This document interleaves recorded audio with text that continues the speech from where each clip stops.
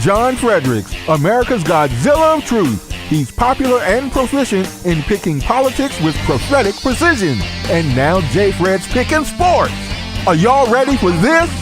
All across the airwaves and streams of the John Fredericks Media Network, John, Jack, and Nate, three guys that are pretty wise when it comes to picking winners. Football, basketball, baseball, soccer, golf, UFC battles, you name it. When the game is on your mind and money's on the line, Godzilla Wins is your guide to picking winners.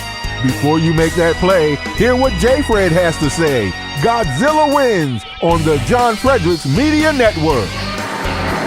Oh yeah, for entertainment purposes only.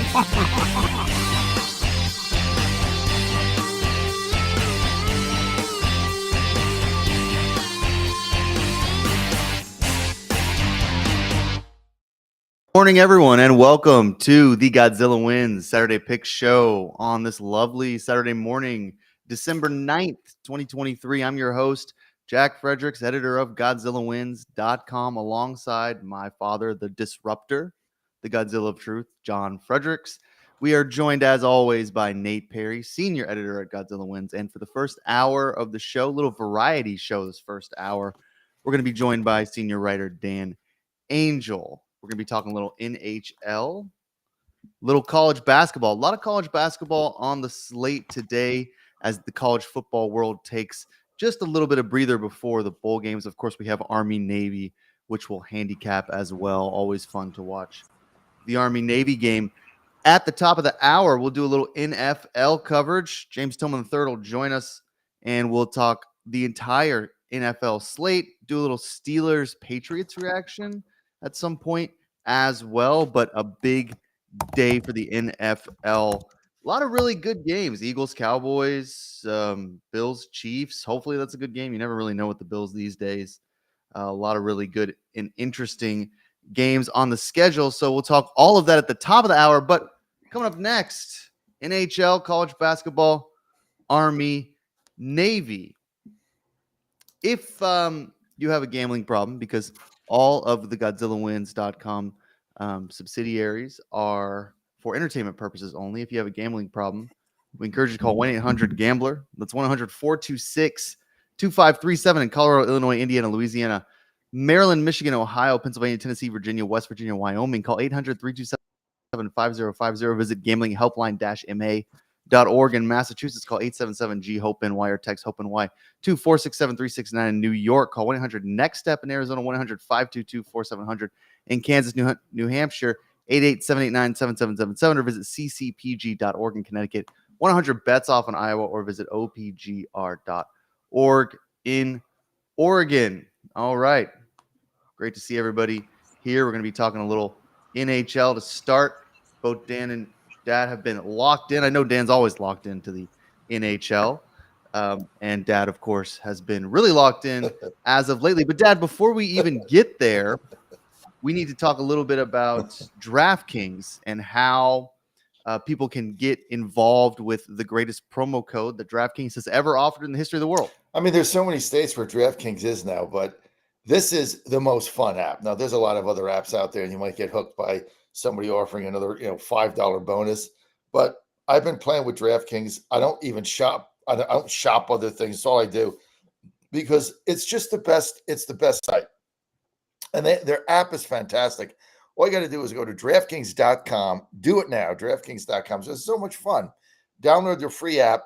You put in $5. I mean, I've been saying this every week. If you live in a state that has DraftKings and you haven't downloaded their app, put in $5 and put in promo code Godzilla, you're just throwing away a $200 gift because they'll give you $200 immediately in free bets. And you can bet $5 a game, $2 a game, $20 a game, whatever you want. You can bet $200 on one game. You can do whatever you want with those free bets. Now you have to do it within 3 days, certain period of time. There's always restrictions, but there's a lot that you can do. You got all this college football coming up after next week. And then you got all of, you got the NFL, you got NHL, you got college basketball. So you can have so much fun. All you got to do is go to the Godzilla, go to DraftKings.com, download the DraftKings app to your iPhone or your Android, put in $5, Put in promo code Godzilla when you sign up. You're going to get $200 of free bets instantly. And if you have a gambling problem, 1-800-532-3500.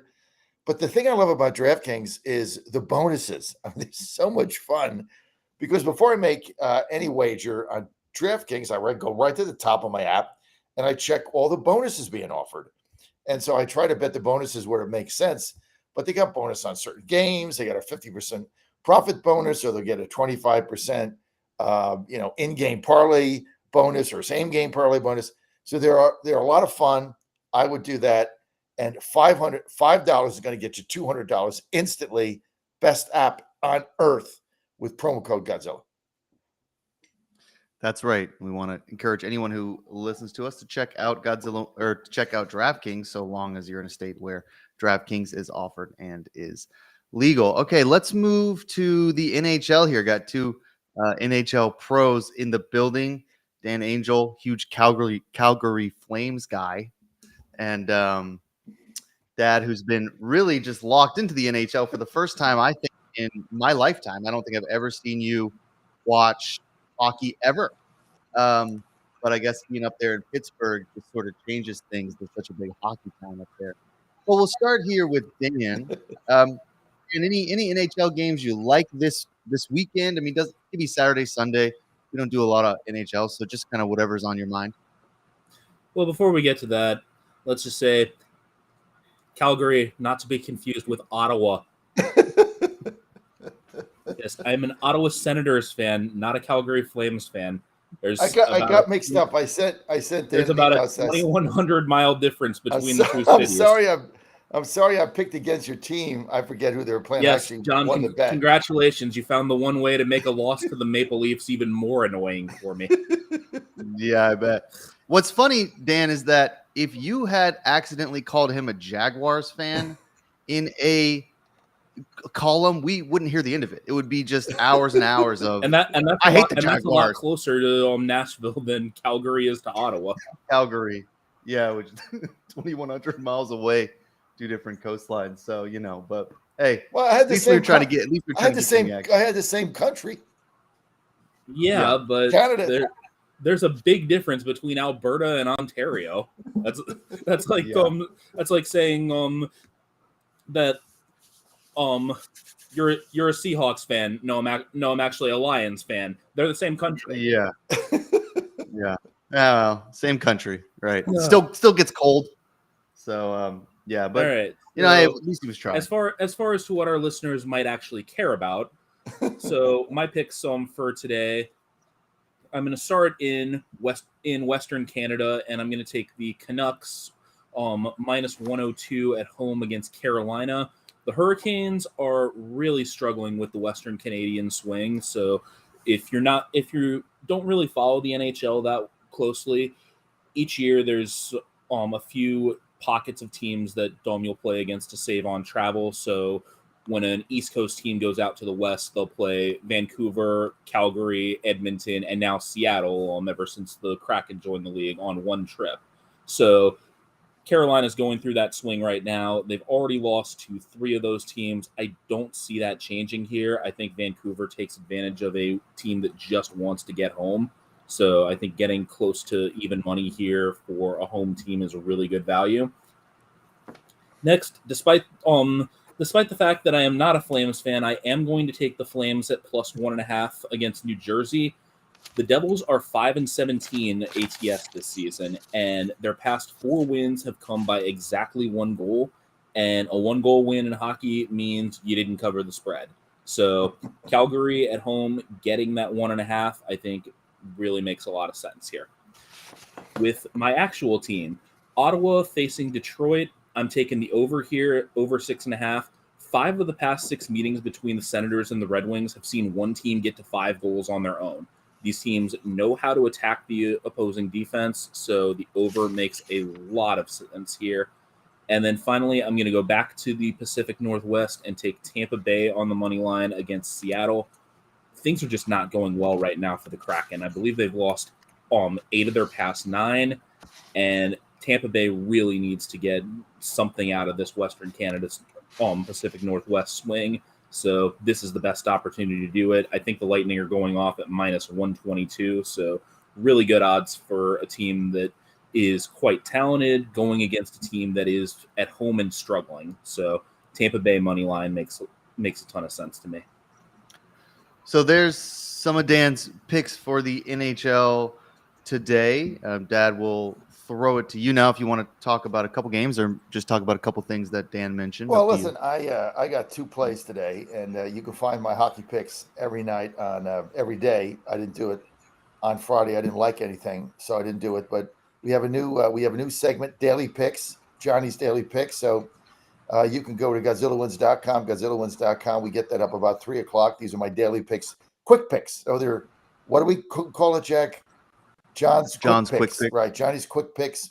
So there's not a lot of narrative behind it. A couple hundred, couple 200-300 words. But I try to give you my quick picks of the day. These are the games that I'm playing. So I didn't like anything last night, but we'll have that up every day. Just go to my quick picks on GodzillaWins.com. I agree with Dan. My best bet today. I got a bunch of best bets, but my best bet. I'm gonna have a great day today. My best bet in hockey is, I agree with Dan 100%. I love Tampa Bay here minus 122. This is their last game on the road before they go. They got to get a win here, right? It's kind of the last one. Get on the plane, get the hell out of there. Go back to Florida. Sit in the sauna. Sit in the sun, and get out of this thing. Minus 122. And I'm with Dan too. Seattle's just not playing, skating well. 8 out of 9 losses. I just don't see this team being able to hold up. So I like Tampa Bay in this game. The thing I love about hockey here is I have no team. Like I just fell in love with hockey when I saw a couple Penguins game.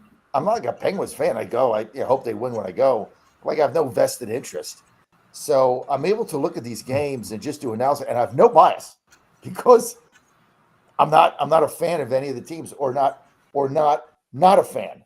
Like, baseball, you have biases. I mean, I just have it. Football, I have biases. I have no college basketball, I have biases. I have no biases here. Zero. And so it's kind of like, picking a stock, right? I mean, I don't care about the company. So I'm just looking at this different things. So far I've done pretty well, and I enjoy it. I enjoy watching the games. So I like Tampa Bay tonight, minus 122. That's my best hockey bet. I'm also going to go with the Rangers, minus 168. Dan in Washington. Rangers got beat by Ottawa, your team, right? Last time out. Let down. I mean, they're a much better team than Ottawa. The Senators in last place. Rangers right now look like one of the best teams in the NHL. That's a letdown game. I tell you the other thing I've been fortunate with. I almost bet Ottawa that night, because you got to look at these hockey teams. There's a lot of letdown games that I think you can catch. That was one of them. So Rangers now get out of there, go back east, go to Washington, and I just see them winning this game. They're 18-5. I don't think they get beat 2 in a row. So I like Rangers here, and I'm going to lay 163. Those are my 2 hockey plays. Yeah, I mean, look, Dad, for a hockey guy, on the daily picks portion of GodzillaWins.com. By the way, everybody, you can go to the GodzillaWins.com. You just go to the landing page, and you'll see it on the top bar, the daily picks. This is where our staff loads up their picks for the day or for the week for pretty much every sport here. But you're 5-5 so far in hockey, up almost a unit, which, I mean, anytime you see that green, you got to love it. This is not an easy thing to do. Can we talk about that segment a minute, that daily picks? That is the coolest thing, Jack. I really got to compliment you and Scott for putting this together. If you go to GodzillaWins.com, we have a new section on the website. It's called Daily Picks, and you go in there, and all of our writers, they're making their picks right there online, and they're memorialized. So you're able to see, okay, Godzilla, John, what's he doing in hockey? What's he doing in basketball? What's he doing in college football, NFL? So you've got your record, and it's right there, ATS against the spread or money line. Then you've got what the units are, up or down. It tracks everything. So you can see who's hot, who's not, who's on fire, who's ice cold. So and we got the little icons there. So just go to Daily Picks. And look, the thing I love about this, because a lot of these other sites don't do that. They got all these wise guys out there. They're all telling you how great they are, how many wins they have, but you can never find the results, right? You gotta go dig to find it. We put ours right up there. Our writers did Daily Picks right up there, so you can see exactly where we're going. And I think it's a great feature, Jack. Excellent job on that. Thank you. Well, we want to shout out Scott, who basically built it out. I mean, I gave him a little bit of direction on this, but Scott pretty much You're so humble. did all of the work and worked really hard on it. And what we like about it, I mean, there's really two things I think we like about it. The first is we don't hide anything behind a paywall. I mean, there are a lot of sites, if you like gambling, or if you like picking sports, there are a lot of different sites you can go to look at some of the picks, and to see the records of these people picking games.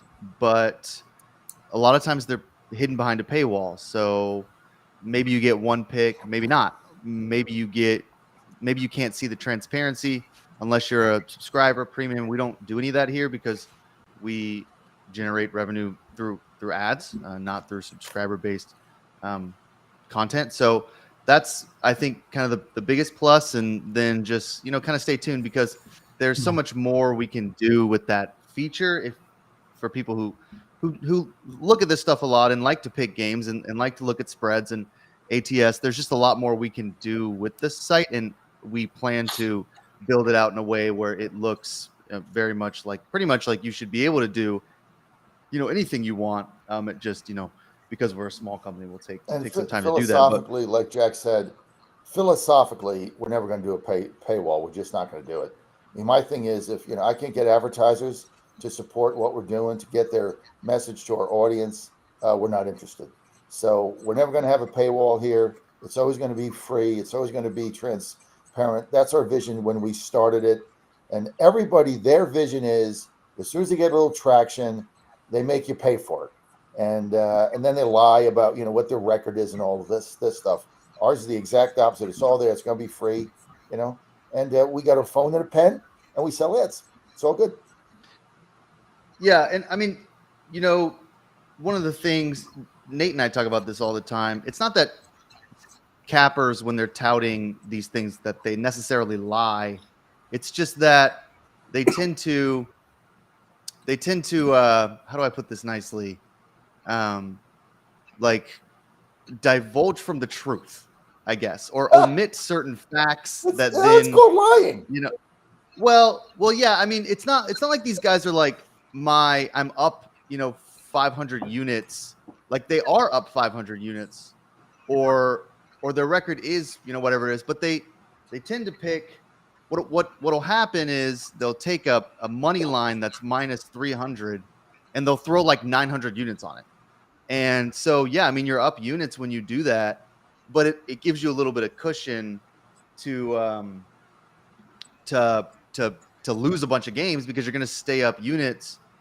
Same thing. Like, I mean, I see those guys all the time. They'll be like, I'm on fire in the NHL or NCAA basketball. And then you'll look and you'll be like, yeah, but you picked the last 14 games you've just picked the money line, and you've just picked the heaviest favorites. And it's like, I mean, yeah, sure. Like, you're on fire, but not in a way that is fun. Like, you're on fire in like the worst way possible, I guess. But I mean, it's just all context in that way. And you can do that on the site too. I don't do that. That's just a philosophical thing, Nate. I don't think you do that either. We'd rather just pick the spread and because you can't do that with us, because the way you've laid out our yeah, I mean, the history, you got a record. So like if you go to Daily Picks now, you might be up units, but you've got a record. You're either 4-6 or 6-4. So it's a lot of nonsense out there in Vegas. These people are scammers. We don't do that. So we're proud of Godzilla Wins. We're proud of what we do. We love our radio show. And tonight, that said, Nate did do that accidentally. He's got one pick in the system, and he put 150 units on it. So he's up 149.5 units. Yeah. 1 unit bets from So- now on until I get down to even, baby. They can go 1 and 150 and 1 and still be That's a win. Still be even. Still be even with his 150 unit bomb. What was that game? The Texans -3.5 when I was trying to figure out the system, and I was like, what did I bet on this game? Oh, 150, and then I was like, oh, it's units. Whoops. Yeah, right. Yeah, I didn't explain that. And then also, I mean, we can't do decimals, which we'll get that in the system. That was kind of an oversight by me, which makes things a little bit easier for some people like to do, 1.1 units or whatever, get rid of the vig. But anyway, we'll figure all that stuff out. And Nate's up 149.5 units, so he's winning. And really, Dan, the only reason I built out this whole thing is so that my dad can't come on here and be like, I'm 147-6 this week in the MLB. And it's like, no, actually, you're like 12-12. Yeah. So some Mostly just to make transparency our and life easier, so we don't have I'm to off. be bookkeepers I'm off to anymore. a bad start because I caught the Patriots on the first day in like 2 months. They discover an offense. Yeah. That Under Thursday night should have game- worked, and then suddenly it's 21-10 at halftime. It's like, are you kidding me here? Yeah. Hey, We imagine didn't score being again. is Mitch coming out today? Imagine being a Steelers No. fan. I'm here in Pittsburgh, right? So imagine being a Steelers fan. You're riding high. You're going to make the playoffs. You got a shot at the division, and you look at the schedule and you say, "Wow, look at the next two teams we're playing at home. Arizona 2 wins, Patriots one win, right at home. So they lose. The Steelers lose 2 games in 5 days at home to the 2 worst teams in the NFL back to back within 5 days. I mean, if you're a Yeah, but Mitch Steelers fan, man, Trubisky's you got to tough. be pulling your hair So- out. Yeah, I don't know. I mean, Trubisky's horrible. I mean, that Doesn't matter if he's horrible or not. If lost. you can't, if you're a Steelers fan and you looked at that schedule and said, in the next 5 days, we got 2 games at home against a team with 2 wins and a team with 2 wins. Both of the you should win those games. At least win one of them. You go 0-2, blow both games at home, and now you're at risk of making the playoff. And you're in December, which is supposed to be Tomlin's month. So look, I'm not dissing the Steelers. I live in Pittsburgh. We carry them on our network. But I'm just saying, if you're a Steelers fan, you got to be very upset over what happened in 5 days. No question. I suppose. And we'll get to the NFL in the top of the hour. Dad, before we move on to some college basketball, which there's a loaded Saturday schedule. I'm all over some of these games. Tell us a little bit about Healthy Cell and that REM sleep. I tell you what, man. I think it was last night I was home. Thursday night I was in Atlanta, and I had an event. Sometimes I have to do events at night. Like there was a dinner I had to go to way. Jack, Atlanta was way downtown. It was at the Armory down there, and I was staying in Buckhead. So you go to the dinner. By the time you get out of there with traffic, I go to bed. I get into bed. It's like 11 o'clock. I got to get up at 4 o'clock. So I got 5 hours. Not good for your body, right? But there's no way you can function if that 5 hours is not 100% the deepest sleep you could have. So I popped my REM sleep in. I shut my eyes. I dreamed the entire 5 hours. Nothing. Never went to the bathroom. Alarm goes up before I jump out of bed. I don't recommend 5 hours, but sometimes you got to do this. But that REM sleep, man, I travel with that thing, and I've got extras. Like I got it in my shaving kit. I've got it everywhere. I've got it in my bag. I've got them hidden in the house because that thing, it's all natural. You're going to get the best night's sleep you have with it. Joe's got half his baseball team on it now. They got the whoop thing where the coaches monitor the sleep they have, which is a big deal at West Virginia. Greatest thing you're ever going to do for yourself. Go to healthycell.com/Godzilla, promo code Godzilla, REM sleep, REM. You're going to get 20% off. Order the 90 days. The first night you take it, you're going to feel like you died and went to heaven when you get up because you get the best night's sleep ever. Everything that in there is natural. It supports all 4 functions of sleep, and it is the best thing that you're able to do for your health and your body. healthycell.com/Godzilla, promo code Godzilla, REM sleep, REM, 20% off. Get a 3-month supply. Absolutely. We want to always thank Healthy Cell for supporting us. We're going to move on to some college basketball here. We may save Alabama Purdue just to talk about them before we do Illinois and Tennessee. I kind of forgot that game was on the schedule, although I don't know how much I love Alabama right now. But we can talk a little bit about that if y'all want to. I kind of want to go around the horn and get some just quick picks in. There's so many games. We'll talk about a couple of the big ones, but all the value lies in some of those smaller games, usually in college basketball. Not all the time, but usually. Nate, we'll start with you because I know you are absolutely locked into college basketball. Now, it took you a minute to get there, but I know you got some games for us. We'll save, Illinois, Tennessee, and Wisconsin, Arizona for a little bit later. But if you have some other games for our listeners that you like, feel free to divulge. Yeah, I mean, I tried to stay away from college basketball for as long as I could, but I can't quit it. So I'm back in. I am fully back into just being a sicko with college basketball. I'm getting things started off early, 8:30 Pacific time. We're just going. That's 11:30 Eastern time. I cannot quit the Syracuse Orange. I just can't do it. I just can't do it on this show. They were horrible against Virginia when I touted them last week. They might not be any better, but I think they are. I think they're improving. Georgetown doesn't do a lot that scares me. So my first bet is Syracuse against Georgetown -1.5, which is where the line is at now. I also kind of like the under too, if you like that.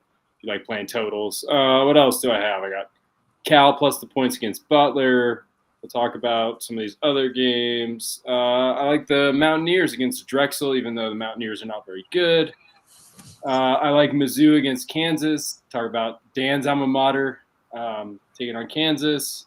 I like St. Mary's. I know that Jack's on this as well. I like St. Mary's plus the points against Colorado State. And that's pretty much going to do it for me. And I like Utah against BYU. Those are my quick picks. The quick picks. Dan, got any quick picks for us? Yeah, I got plenty of picks. So I'm not sure what Nate's thinking on Missouri and Kansas. Because Lord knows I saw Missouri go into Lawrence enough times during my 4 years in college, and it never ended well, and it's probably not going to end well today either. I mean, Kansas whacked Missouri last year in Columbia, and traditionally it doesn't get any better when they go to Allen Fieldhouse. So Kansas should cover this one pretty easily. I'm going to go with Minnesota -9.5. Gophers are 7-0 ATS at home this season, and Ben Johnson is finally getting this team to where he wants to be. It's really been a long struggle at Minnesota, but I think against Gulf Coast today, the Gophers come out with a really solid performance. Drexel and West Virginia, I like that under at 128.5. Both of these are defensive-minded teams. I don't really see a lot of offense here. Speaking of a lack of offense, I'm going to go Jackson State team total under 52 because they're facing Houston, and Houston does this to everybody. The Cougars just held Rice to 39 a couple nights ago, and I don't see the Tigers getting above 50 points here. Richmond plus 10.5 against Florida. Florida is way too dependent on free throw chances, and the Spiders do not give up too many free throws. They also don't give up a lot of second chance points, which is the other way that Florida beats you. So this spread is just too high. UMass Lowell plus 3.5 against Massachusetts. This is the Riverhawks' chance to beat the big and powerful state school. And the Riverhawks are outstanding at the free throw line. They shoot 78.6% from the stripe. UMass only shoots 63%. So in a free throw contest, I really like UMass Lowell here. Seton Hall -3.5 against Rutgers in Newark. Rutgers got creamed on the glass by Illinois. The Illini out-rebounded them 55-27. And Seton Hall has dominated this series when they play in Newark. So I think this is a pretty easy cover for the Pirates. And then I'm going to finish with a small school game. Georgia Southern and North Florida over 154. Both of these teams are in the top 30 nationally in free throws. UNF takes so many threes. They are the birds of Trey for a reason. And Georgia Southern's big strength is mid-range jumpers, and UNF can't stop those at all. So over 154 makes a lot of sense. So Dan's got a bunch of quick picks there, taking the Riverhawks. Love that bet. Dad, you got a couple you want to talk about? Then we'll move on to some of the bigger games. Before I do that, though, Dan, now you rattled through a lot of these picks, okay? And I couldn't write them all down. Are all of these picks going to be under daily picks under your name today? Are you going to have a chance to do that? I think I will, yeah. Yeah, because I couldn't follow them all, and some of them made a lot of sense to me. So I want to be able to follow those. So be sure you put those on daily picks. You can just go to Dan Angel, see all his picks there for today. Yep. It's all laid out. You had 15 games. I like one. So I only put in 9. oh, 9, but Only 9. They all sounded good. I'm gonna I might do like a 9-game Dan Angel parlay Oh for like Lord. 20 That's the way bucks to and do just it. see. Maybe Yes. maybe I win What- like 15,000 right for $20. I give it a shot. That And I'm gonna add my sounds 10th like team my here. wife. I love one game today. I love one game today, and that is Harvard minus 11.5 at home playing Army. And why do I love Harvard? Okay. They're bigger and they're quicker than Army's got the smallest team in, I think, Division I basketball. I was reading that the other day. I don't know, because I was reading about the Army Navy football game. Somehow that popped up. Whoever was writing the article, they've got the smallest team. Harvard's a big team. They're pretty big and strong. So this is the smallest team. Now you couple that with the fact that Army's got the lousiest shooters in D1 basketball.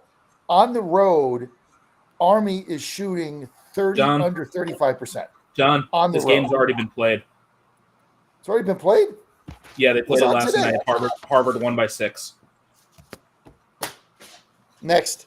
Well, I thought the game was today. well, look. No, the game was Friday night. Well, good thing I slept through the game, because I would have had the loser. So thank you for Yeah. saving me money. I'll just go with Dan's Yeah. picks. I'll go to all 9 of them. I'm There going we to do go. a $20 parlay, win like 15,000. Good, Dan. Great. And then you can retire. Yeah, I was kind of thinking about the Harvard one. I was like, wow, that's interesting. I didn't see that on the schedule today. Dad's really going deep. So word on Kansas, Missouri. Interesting, just personality choice there. People don't know this. Nate hates Kansas, hates them with a passion. He's never going to bet them. He's never going to pick them. He hates Bill Self. He hates their perennial dominance in the Big 12. He complains about them constantly. He's been doing it for years. So, Dan, that's why he picked your alma mater. And, if you listen to the show, Dan has been known to cast a little skepticism the Tigers' way there, regardless of the sport or who they play. So I can kind of see why both of y'all are on the opposite ends of that. I actually like Kansas to cover that spread today as well. I've watched them a lot this year, and I don't love Kansas every year either. Sometimes I feel like they play with a lot of complacency until they get down the stretch, but a lot of good teams do that. Other than the loss to Marquette, I mean, they've looked really good. They looked really good against UConn. I don't really think they're going to have too much of a problem against Mizzou. And at Allen Fieldhouse, it's just really hard to fade the Jayhawks there unless they're playing just an elite team that is used to playing in a arena that can really just, I mean, one of the hardest places to play in the nation, really. So I'm with Dan there. I kind of like Kansas. I got a couple more, and then we'll talk about the big ones, just really 2. Like Nate mentioned, I'm all over St. Mary's at Colorado State. They're a 5.5 point spread. Or 5.5 point underdog. I kind of like them to cover that. I watched them play Cleveland State on Tuesday night because I'm addicted to college basketball. And except for like a little bit of a hiccup kind of in the third and fourth quarter, Cleveland State kind of had a little bit of a run. St. Mary's really dominated that game, and Cleveland State's not exactly like a pushover. I mean, they're not a Power 5 team here, but they can play well. St. Mary's just beat them pretty well, and I thought, well, Colorado State's going to be a heavy favorite. They're a ranked team, so I kind of like St. Mary's here just based on what I saw on Tuesday. They're an owner of a 3-game win streak, and they're a better team than their record. They reeled off a couple losses early in the season and have now figured it out.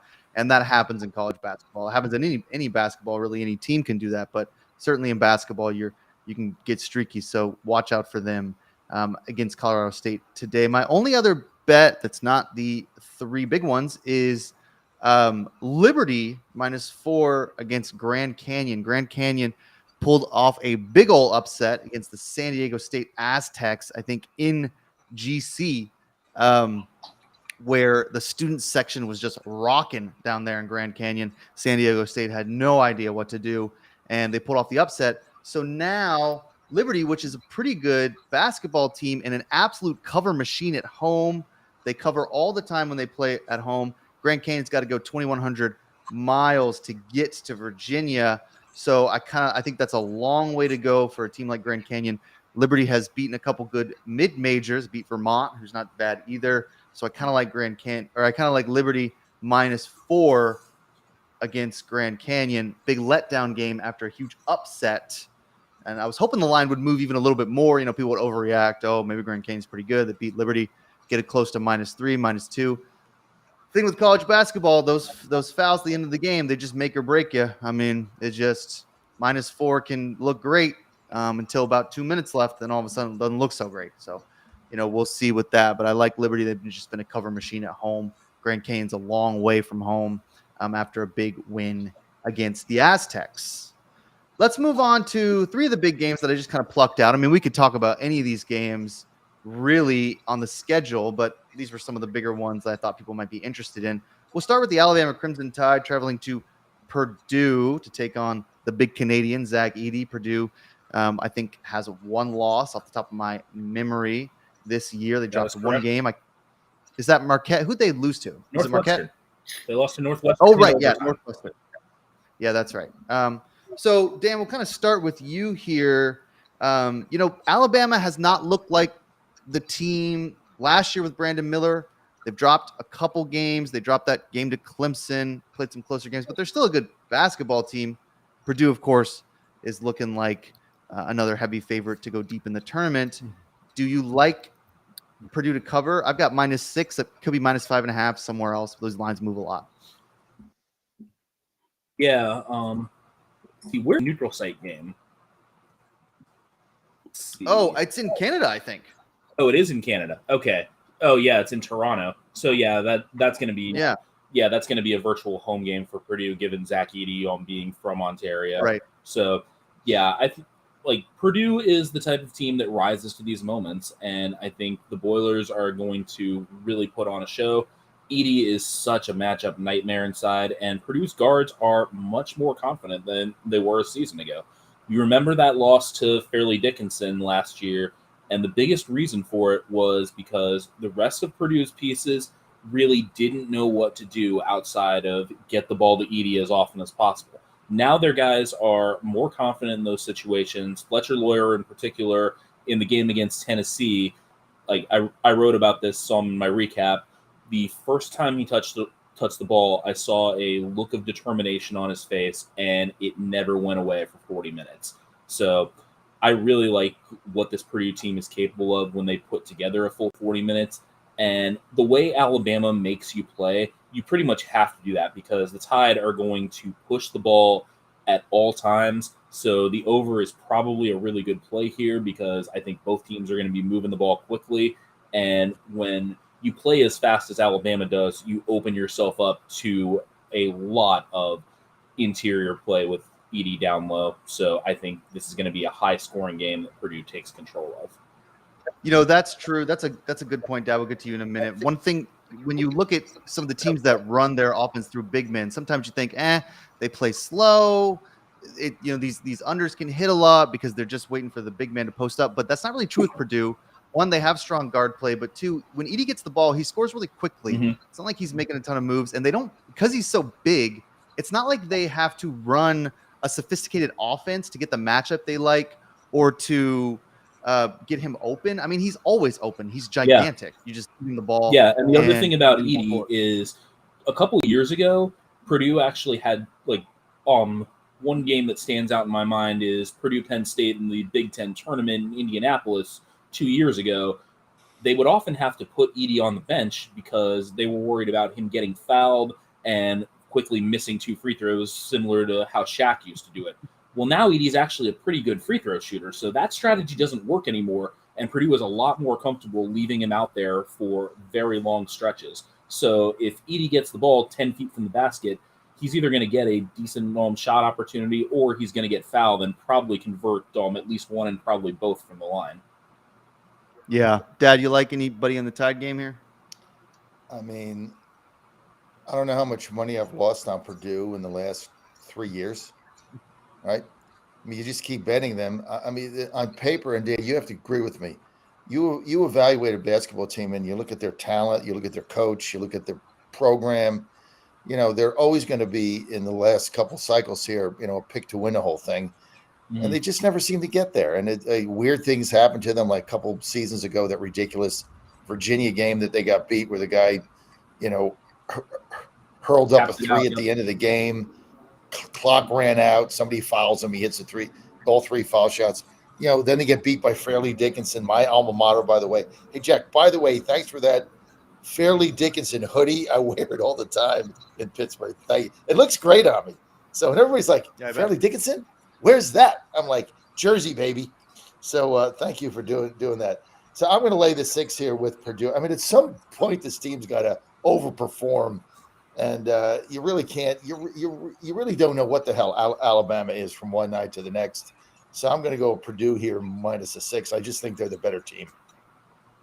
Yeah, Dan's point that this is basically a virtual home game for Edie, the Canadian, is true. I think it's going to be a difficult place for Alabama to play. There's not going to be a lot of Crimson Tide fans up there in Toronto, although you never know. I mean, the Tide diaspora is pretty big, but I doubt there'll be many Tide fans up there, as many as there will be just cheering for Edie. Their offense looks revamped. They look much better than Alabama, and they do rise to the occasion. I think they want to blow out a team like this. They beat Tennessee, which Tennessee's a good team. We're about to talk about that as well. So I kind of like them minus 6. I love the over. Purdue plays fast. Alabama likes to score. If the over doesn't hit, it's just because someone went cold or Edie got into foul trouble, which can happen. So we're going to move to Illinois, traveling to the Tennessee Volunteers here, going to Knoxville. I believe this game is in Knoxville, not a neutral site. Both teams are ranked. Kind of an interesting matchup.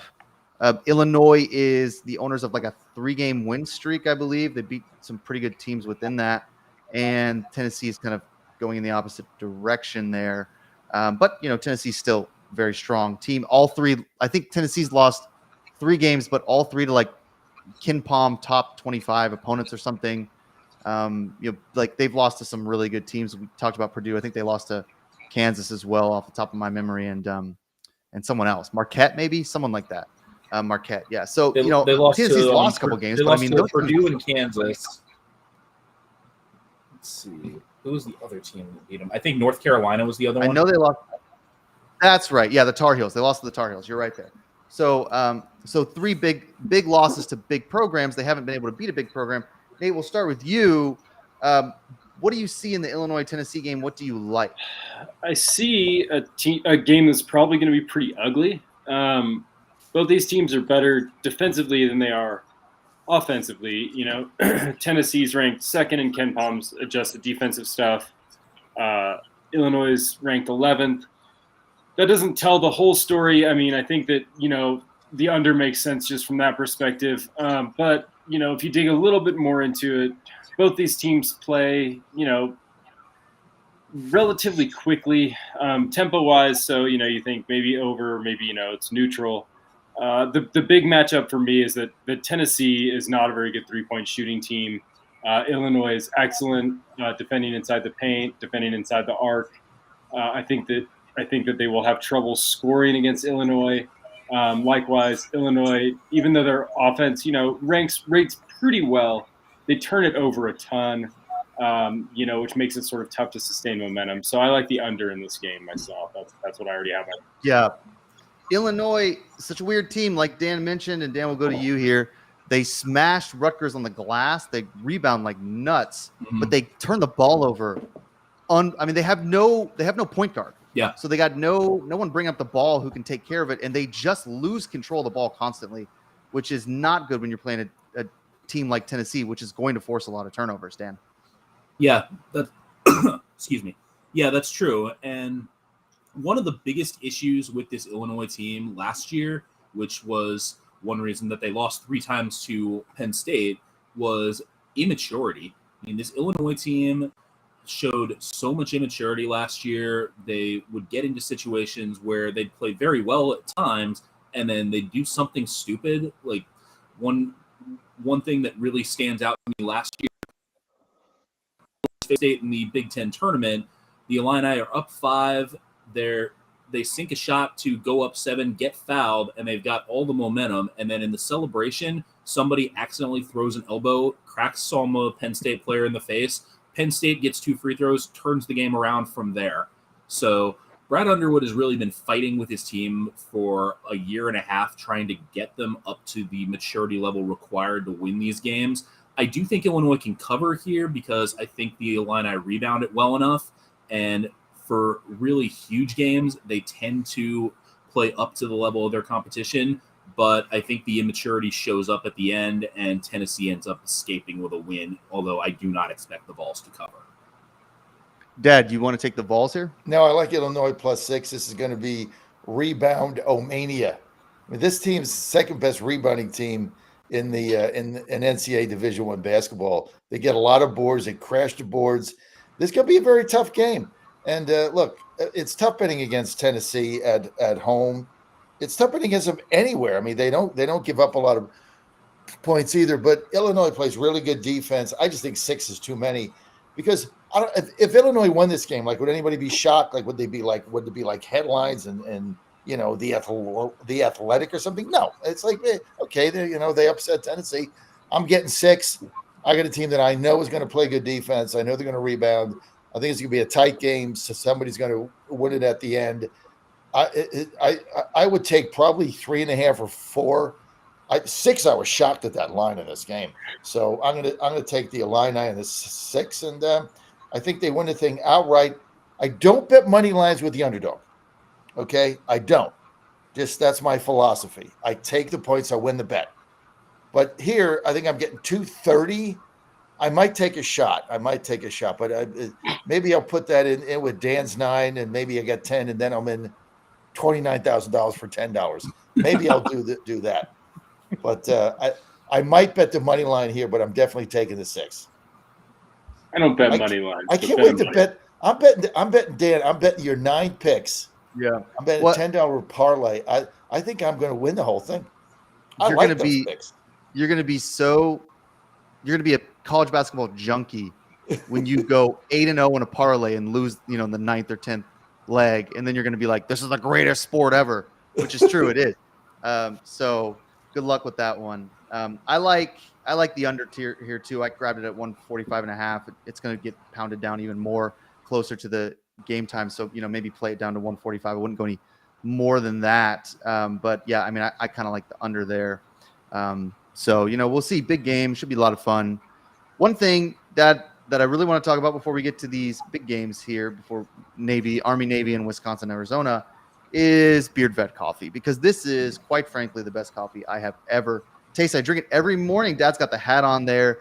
Beard Vet. You can go to beardvet.com. That's beardvet.com. You put in the promo code Godzilla, get you 10% off. Basically wipes away the shipping cost. This is incredible coffee for a reasonable price. You can get the K-Cups. You can get the whole bean. I like to get the whole bean, grind them up just right there, right before they brew them. You can get the ground coffee, all your beard tinctures as well. Sean and Kenny do such an excellent job with this product, and we love what they do. We love their logistics. Look, logistics is half the battle of these online companies a lot of time selling this type of stuff. I just bought something from a site that I won't name that they couldn't get it to me. Some website for something that was like sort of food related, one of those food boxes, and they just couldn't get it to me. They screwed up the packaging and blah blah blah. And I told them when I was on the phone with them, as they was trying to get a refund for my shipping or whatever, I was like, look, like, y'all are a logistics company. Like, that's what you do. Like, you don't sell food. You sell food quickly in a box that can get to me when you say it can. If it's 3 days late, you failed as a company. And that's one of the things I love about Beard Vet. They don't do that because they have the logistics figured out. It gets there really quickly. So go to beardvet.com. That's beardvet.com. Promo code Godzilla gets you 10% off. We want to always thank Sean and Kenny for supporting us. Okay, let's move on to we'll do Wisconsin and Arizona, the big basketball game, I think, tonight, and then we'll do Army Navy really quickly as well before we get to the NFL. Dan, we'll start with you here. Wisconsin, Arizona. This is an interesting game. Wisconsin has sort of been trending upward. They have won a couple games. They've looked pretty good. They're a 9.5-point dog against Arizona. Arizona really hasn't been tested like this, but then it's hard to know how good Wisconsin is. I mean, they're winning, but but really hard to know here. So I don't know, Dan, if you like the 9.5 spread or you want to take the total. Up to you.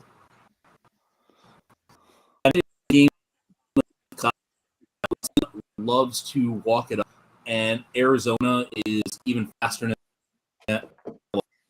It's really going to be a question of, and given that we're playing this game in Tucson, I think it's probably going to be Arizona that's able to enforce will. And we'll actually face go to Cameron and beat Duke by 5. We're sure how good Duke is, but still, when you can win in Durham, that's a really big statement. They've also beaten Michigan State, so that's a pretty solid performance from their perspective. Wisconsin is definitely showing signs of putting things together after a bit of a rough start, but I don't really see them handling Arizona's style at McHale. I mean, that's another very tough place to play that a lot of people don't. It can get control in a hurry in Tucson. Yeah, Nate, you like anything on this game? I mean, a lot of people like the total because of the way Wisconsin plays, but I'm a little skeptical because Arizona plays so quickly. Yeah, I mean, I like Wisconsin here. I mean, I'm not going to get scared off. I mean, Wisconsin has 2 really big wins. We talked about Arizona's wins, but Wisconsin's got wins against the Marquette and Michigan State. Those are great wins. My big thing is that Arizona, to succeed, they really need to force teams to turn the ball over. That's going to be tough to do against a deliberate team like Wisconsin. They're going to need to win the rebounding battle. That's going to be tough to do against Wisconsin, and they need to, limit free throws. Wisconsin's an excellent free throw shooting team. So the things that that Arizona needs to do well, sort of succeed, seems like things that Wisconsin can neutralize. Obviously, they're going to try and slow this game down to an absolute grinding halt. Dan's right about this being contrasting styles. There's really no elite team in the country that plays as fast as Arizona. Likewise, there's probably not really very many elite teams that play as slow as Wisconsin right now. So, I think that Wisconsin can control this game. 9.5 just feels like a little bit too much for me. So I'm already on Wisconsin here. Dad, big spread. Wisconsin plus 9.5. I bet Marquette last Saturday. I saw them basically dismantle one of the best teams in the United States defensively. And the contrasting styles, this is a game that I want to watch because Wisconsin, they walk the ball up to court, they throw it around 18 times. Then they try to get inside, then they get it outside, then they throw it around again. Then they go in. I mean, it's like watching paint dry. Okay, it's basically watching the Wisconsin Badgers running. I don't even know what that offense is.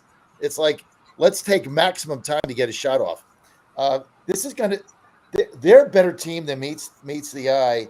That Marquette game, I was really impressed by their style of play. I think they're going to give Arizona all kinds of fits here. So I'm going to go with the Badgers and take the 9.5. Yeah, I don't feel confident about either of these plays that I'm looking at for this game. The Badgers have done me well lately. They covered a couple games, then they beat Michigan State when they were a big underdog, traveling up to Lansing. And I don't know. I mean, I like the way they play, of course. I like the interior. I think people had been counting them out, and they've been playing well. But Arizona is a good basketball team. I mean, they're number 1 team in the country for a reason. You're traveling down to Arizona. 9.5, when you play like Arizona, it's not like they can cover that spread, especially with a team like Wisconsin that just, a lot of times, and Nate, I mean, we saw this earlier with another game, I think like Iowa State, Iowa, right? Where it's like, okay, well, Iowa doesn't score a lot, so maybe the under is kind of an interesting play because they run so slow, they play slow, but we didn't really count on Iowa State putting up like a gazillion points in the first half. Yeah. So, and that can happen. Arizona could do the same thing. I mean, you could just be looking at like a 20-point lead in the first half because Wisconsin's they're going to play one way. They're not going to all of a sudden like increase the tempo just because they're losing. But I don't know. So I'm taking Wisconsin because they've served me well in the last week or so. I don't feel awesome about it. Even at 9.5, I just don't feel great about the pick. I'm definitely not taking the under. I'm too scared of Arizona, and it got hammered down like way down. So if you grabbed it when it opened, you'd probably be all right. But now the under's kind of it's too much for me. And a lot of people like that under because Wisconsin plays so slowly. They got a good defense. They run things through the interior. That's fine. All that's fine. But Arizona plays really quickly, and they can start to splash.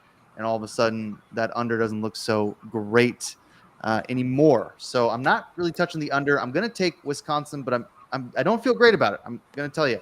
I like a lot of these other picks I have today, but this one, I'm just riding with the Badgers until they do me wrong, which could be today, or maybe not. Maybe they cover, and I'm back here next week talking about how the Badgers get no respect. Although if they beat Arizona, they will certainly be getting as much. Then if they beat Arizona, then it's time to fade them like crazy because it'll just be. I mean, they'll stop covering every game the minute they beat Arizona because they aren't that team. They're good. They're good. Kind of maybe a playoff, a March Madness sleeper, but they're not that team. So let's talk a little bit about Army-Navy in this segment here. No college basketball except for Army-Navy this week. Nate, we're going to start with you, then go to Dan. I know you love the Army-Navy game.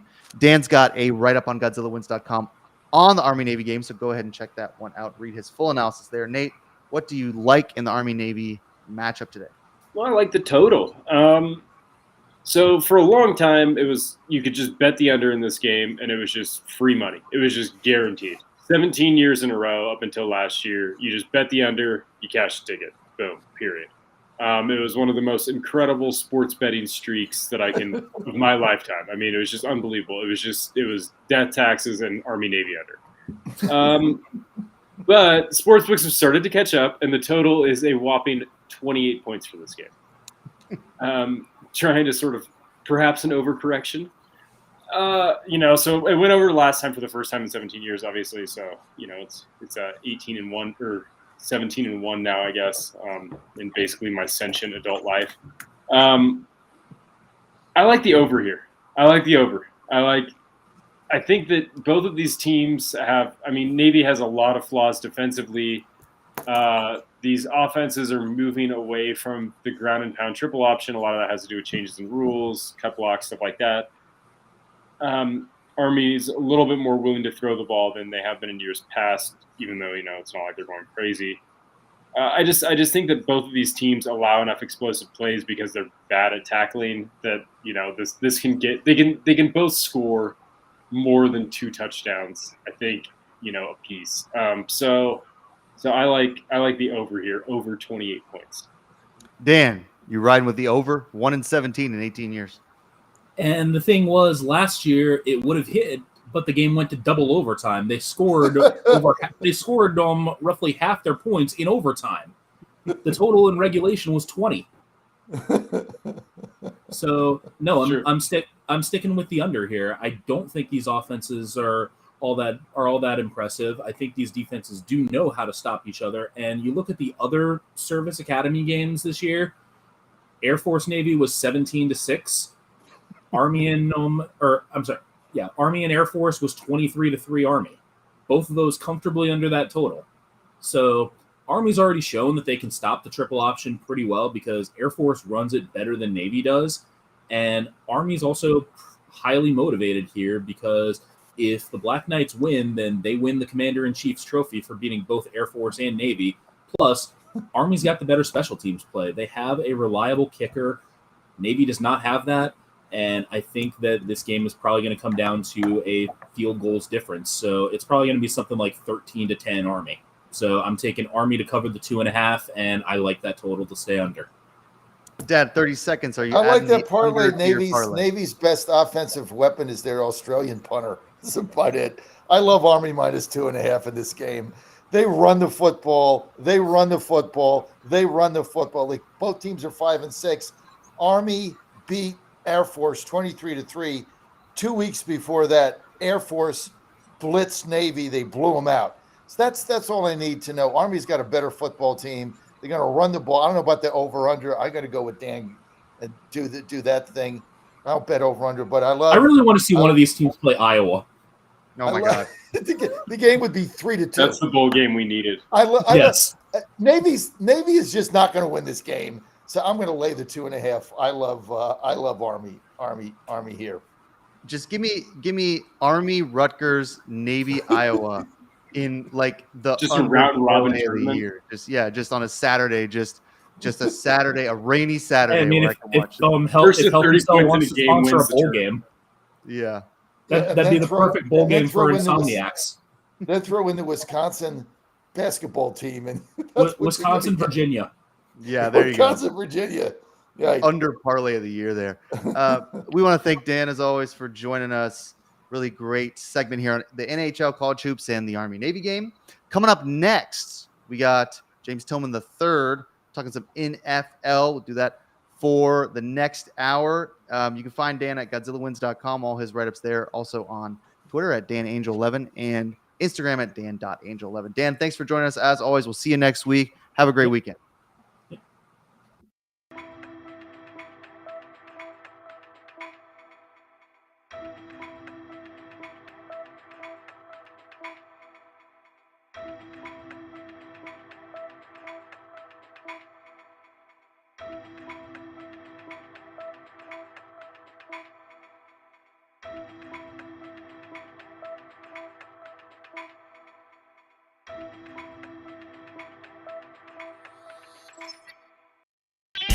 You're listening to Godzilla Wins on the John Fredericks Media Network.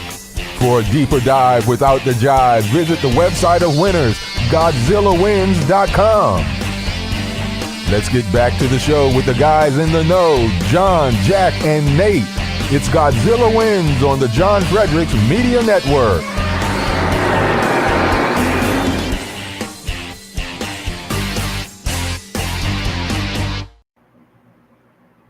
And we are back here, joined by James Tillman III to talk some NFL coverage. Got a lot going on in the NFL this week, a lot of different games, a lot of big games to talk about. So we want to thank James for joining us. You can find all of James' picks on GodzillaWins.com. He does the Bears pick for us every week. Crazy Bears fan there, and then has just started doing some other NFL picks as well. His articles have been really popular lately, James.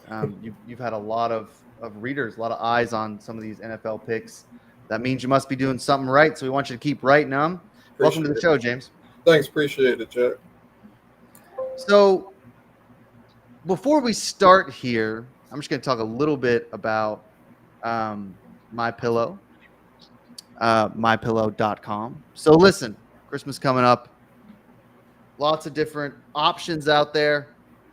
But if you need just some incredible gifts, you got to go to MyPillow.com. One of the things I love about these gifts is that they're so versatile.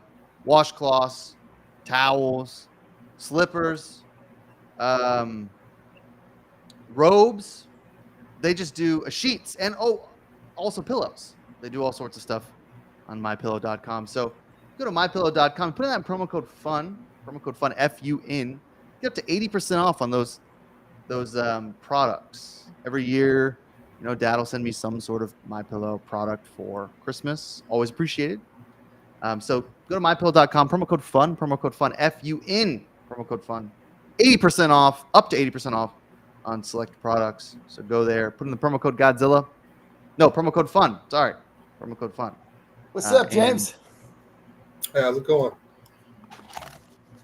So let's move on to a little NFL coverage here. We're going to start with the Bucs at the Falcons for our first game. The Bucs are a 2-point dog traveling up to Atlanta. Could be an ugly game here for a lot of different reasons. Nate, we'll start with you. I mean, I don't know. Yeah. What do you think? Well, this is the playoff game. This is the game with massive playoff implications that we all expected, right? Coming into week 14. Is that where we're at right now? The Falcons are leading the division, obviously. They're 3-0 in the division. Go Falcons. What are we, Falcon up or fly? Oh, it's Rise Up. Rise Up. Rise Up. They have what happened to the Dirty Birds? I think they're still the Dirty Birds, but Rise Up is Dirty their Birds. Rise Up is their. That's like their. I don't know. Samuel L. Jackson comes on the Rise Up. monitor at the beginning of the games and pumps them up and goes Rise Up, and all the Falcons fans go Rise Up. When you were little, when you were little growing up in Atlanta, they were the Dirty Birds, and Jerry Glanville was the coach. He wore all black. He used to coach the Oilers, and his theme was, and there was some singer, I don't know what it was, too legit to quit. Remember that? That was their old saying, too legit to quit. Glanville. No, I don't remember that, but I believe you. I'm sure it happened. You were just a tyke. Yeah, I imagine so. But yeah, they were the Dirty Birds, Jamal Anderson, all that stuff when they got creamed in the Super Bowl by the Broncos. Yeah, I know. John Elway retired. That was the last time the Falcons have been relevant, other than the time they got creamed in the Super Bowl by the Patriots. So really fun being a Falcons fan, losing Super Bowls. Stop whining. Nate, let's go ahead and talk about this game here. What do you think? Yeah. So I mean, we obviously this is big for determining who wins the NFC South. I've been thinking this Falcons NFC South division winner ticket has been dead for weeks, and it just still keeps kicking, even though it's really competitive. I mean, basically everyone's still kind of in it. I mean, even Carolina, if like 984 things break their way on the schedule and they win out, I think they can still win the division. But I think the smart play is probably just the under 41. This is a division game. There have been 6 division games played so far between the Falcons, Bucks, Saints, and Panthers. Not a single one's gotten to 40 points. I don't see any reason why this one would. Atlanta's got a lot of problems at quarterback. They're extremely one-dimensional. The Buccaneers do a pretty good job against the run. That's basically all Atlanta can do. Everybody can stop the passing, but that's fine because Atlanta has Desmond Ritter. So, don't you have to ask the fundamental question here, okay, Nate? Atlanta's quarterback. I mean, isn't this a game he's either going to be an NFL quarterback or not? I mean, wouldn't you agree with that? No, I mean, this isn't the game, John. We know that he's not. They just don't have anyone else. He's not an NFL quarterback. Like, no. Most, like, so this guys, isn't like the make or break moment. So Jack, as a Falcons fan, you don't think Ritter is an NFL, like Malik Willis is not an NFL quarterback. You don't think Ritter is an NFL quarterback? Is that what I'm hearing? No, I mean, he wasn't an NFL quarterback when he stepped in for Mariota last year. All he does is throw the ball in the stands. Yeah, I mean, they just don't have any other options. Yeah, and they don't necessarily feel like they need a quarterback. They think they can just run the ball and rely on a much upgraded defense to kind of get by. At some point, they'll have to draft or sign someone who actually can throw. Ritter's not the option. They know that. They've benched him for Heineke this year a couple times. They keep going back to him because they don't have another option. He knows the plays, so there's that. I mean, if the measure of an NFL quarterback is where to step to hand off the ball, then Desmond Ritter's a Hall of Famer. But otherwise, this guy is not going to be an NFL quarterback, and this is not a make-or-break game for him. He's done nothing to prove that he deserves to have a starting job in Atlanta. And at some point, they'll have to address that issue, but it's not going to be this year. It's certainly not going to be this year. And the quarterback situation in the NFL is atrocious. Half the teams don't have a quarterback. Half the teams have no depth. If their quarterback goes down, all of a sudden they trot out Mitch Trubisky and Tim Boyle, Bailey Zappi, who actually starts for the Patriots. I mean, it's just a mess. This is just a mess this year. The quarterback play is just way down. And the teams with good quarterbacks or even serviceable quarterbacks win football games. We see that with the Cowboys. I don't think Dak's what would be, tell me what would be poetic justice for my son. This would be poetic justice. Ryan Tannehill ends up next season as a quarterback of the Falcons, which is a distinct possibility because of what's his name? Arthur Smith loves Tannehill. That's how he ran his offense. Tannehill could be on the Falcons next year. That would be the poetic justice in our family of all time. You're going to be stuck with him, not me. Yeah, Ryan Tannehill is going to be on his couch ordering Beard Vet coffee next year. He's not going to be playing. He's going to be the Falcons quarterback. I'm telling you. Nate likes the under. James, you want to play a side here? God help you. I'm gonna go with the Falcons in this one. As Nate pointed out, I mean, they haven't been great this year. They're 3-8. against the spread in their last 11 and 2-5 against their last 7 matchup against NFC teams. However, they've only given up 11.5 points in their last 2 games. And despite they managed to win last week despite only having 194 yards total offense, including 24 yards on their last 6 possessions. And if they can keep the score somewhat low, Tampa Bay has failed to score more than 21 points 7 times in their last 8 games. So I'm going to go with Atlanta in the 2 here. Dad. Oh, God. I mean, I should Atlanta, just because I know they're going to run the football. And I love watching them play because I laugh my ass off because they never throw a pass. It's like watching Navy play. I mean, Arthur Smith, he never throws a pass because he's like, well, if I throw a pass, 3 things can happen. Two of them are bad. So it's gonna be like handoff circus orama, and they're gonna kick 8 field goals, win the game. 21. I don't think they're gonna score a touchdown, but they're gonna win this game off field goals. I mean, the only problem I've got in this game is Baker Mayfield comes to play in these big games. He just seems to figure this stuff out. So we'll see. But Tampa Bay's just not that good of a football team. I got to go with Atlanta at home with that defense. So let's move on to the Raven. Oh, I'll take the Bucks. Falcons suck. Let's go on to the Another guy betting against this team. These guys are ridiculous. Well, again, I can't watch them, so might as well take the Bucks and make some money. Didn't I buy that NFL thing? I didn't do that. I'll get that for you today. I forgot. I'm sorry. Oh, I wasn't holding my breath. I don't mind just watching the Saints. I mean, I don't watch them, but I don't mind it. So let's move on to the Rams Ravens here. I don't know what to make of this game. Rams traveling all the way to Baltimore. Baltimore's definitely the better team, but the Rams have been plucky all year. James, we'll start with you. Rams are a 7.5 point underdog. Over/under is 40, so still a sort of low total, although the totals are just like low across the board. So tell us what you like about the Rams Ravens. I'm gonna go with the Ravens and the touchdown spread here. The Rams are 0-4 against the spread in their last 5 versus Baltimore, and Baltimore has played extremely well against the spread this year. They're 13-4 in their last 17, and then 6-0 in their last 6-week 14 games. So I'm going to go with Baltimore in this one. Nate, big spread here, but I mean they can cover it, I think. Yeah, I love Baltimore here. This is just such a tough spot for the Rams. The Rams actually have, shown a little bit of life recently, but this is just such a tough spot for them. Cross-country road trip. Baltimore's coming off a bye. John Harbaugh is one of the best in the NFL coming off of a bye. He's 60% against the spread.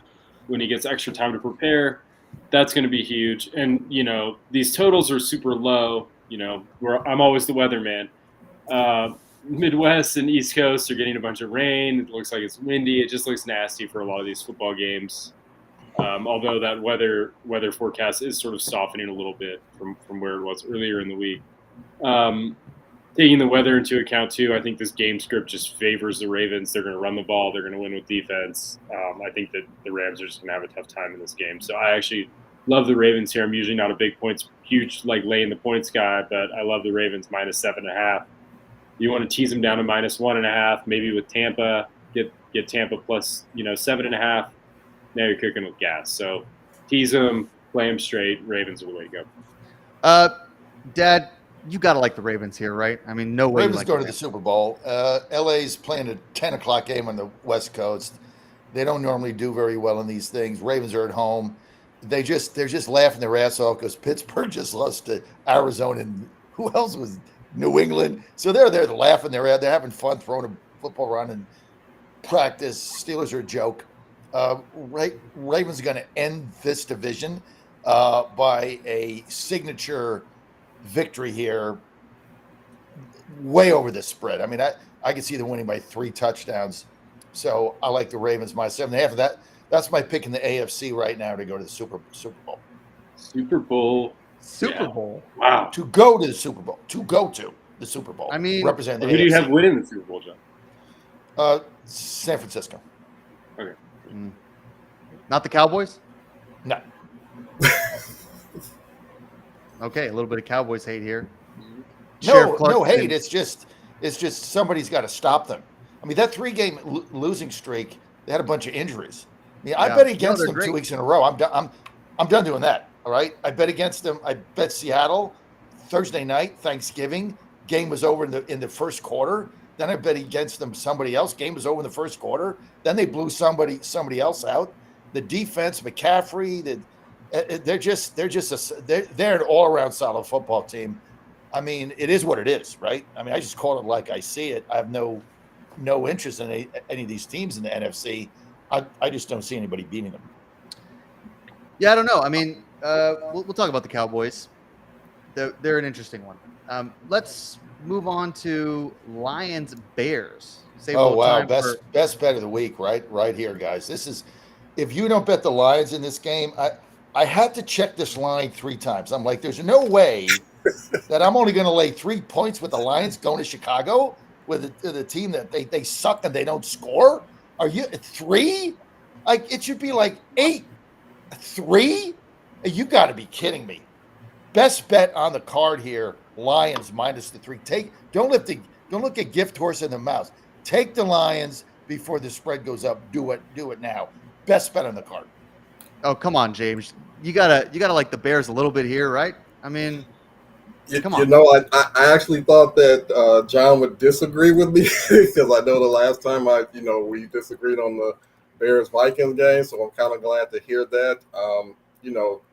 Just because they're the team you watch and all that, you still have to have some objectivity, and it just doesn't look good for Chicago in this one. I mean, they're 3-12 against the spread in their last 15 games against NFC North teams. Detroit is 15-5 in their last 20 games, 4-2 against the spread in their last 6 versus Chicago. And here's a little fun fact. Chicago has not beaten Detroit in December matchup since 2012. So with all that being said, I'm going to go with the Lions and the 3. All right, I'll give my pick. Jack is taking a break for a second, so I'm hosting. I don't – God, there's so much Bears hate on this. I don't see it. So since Chicago trades for Montez Sweat, which was a weird trade, we all thought it was weird.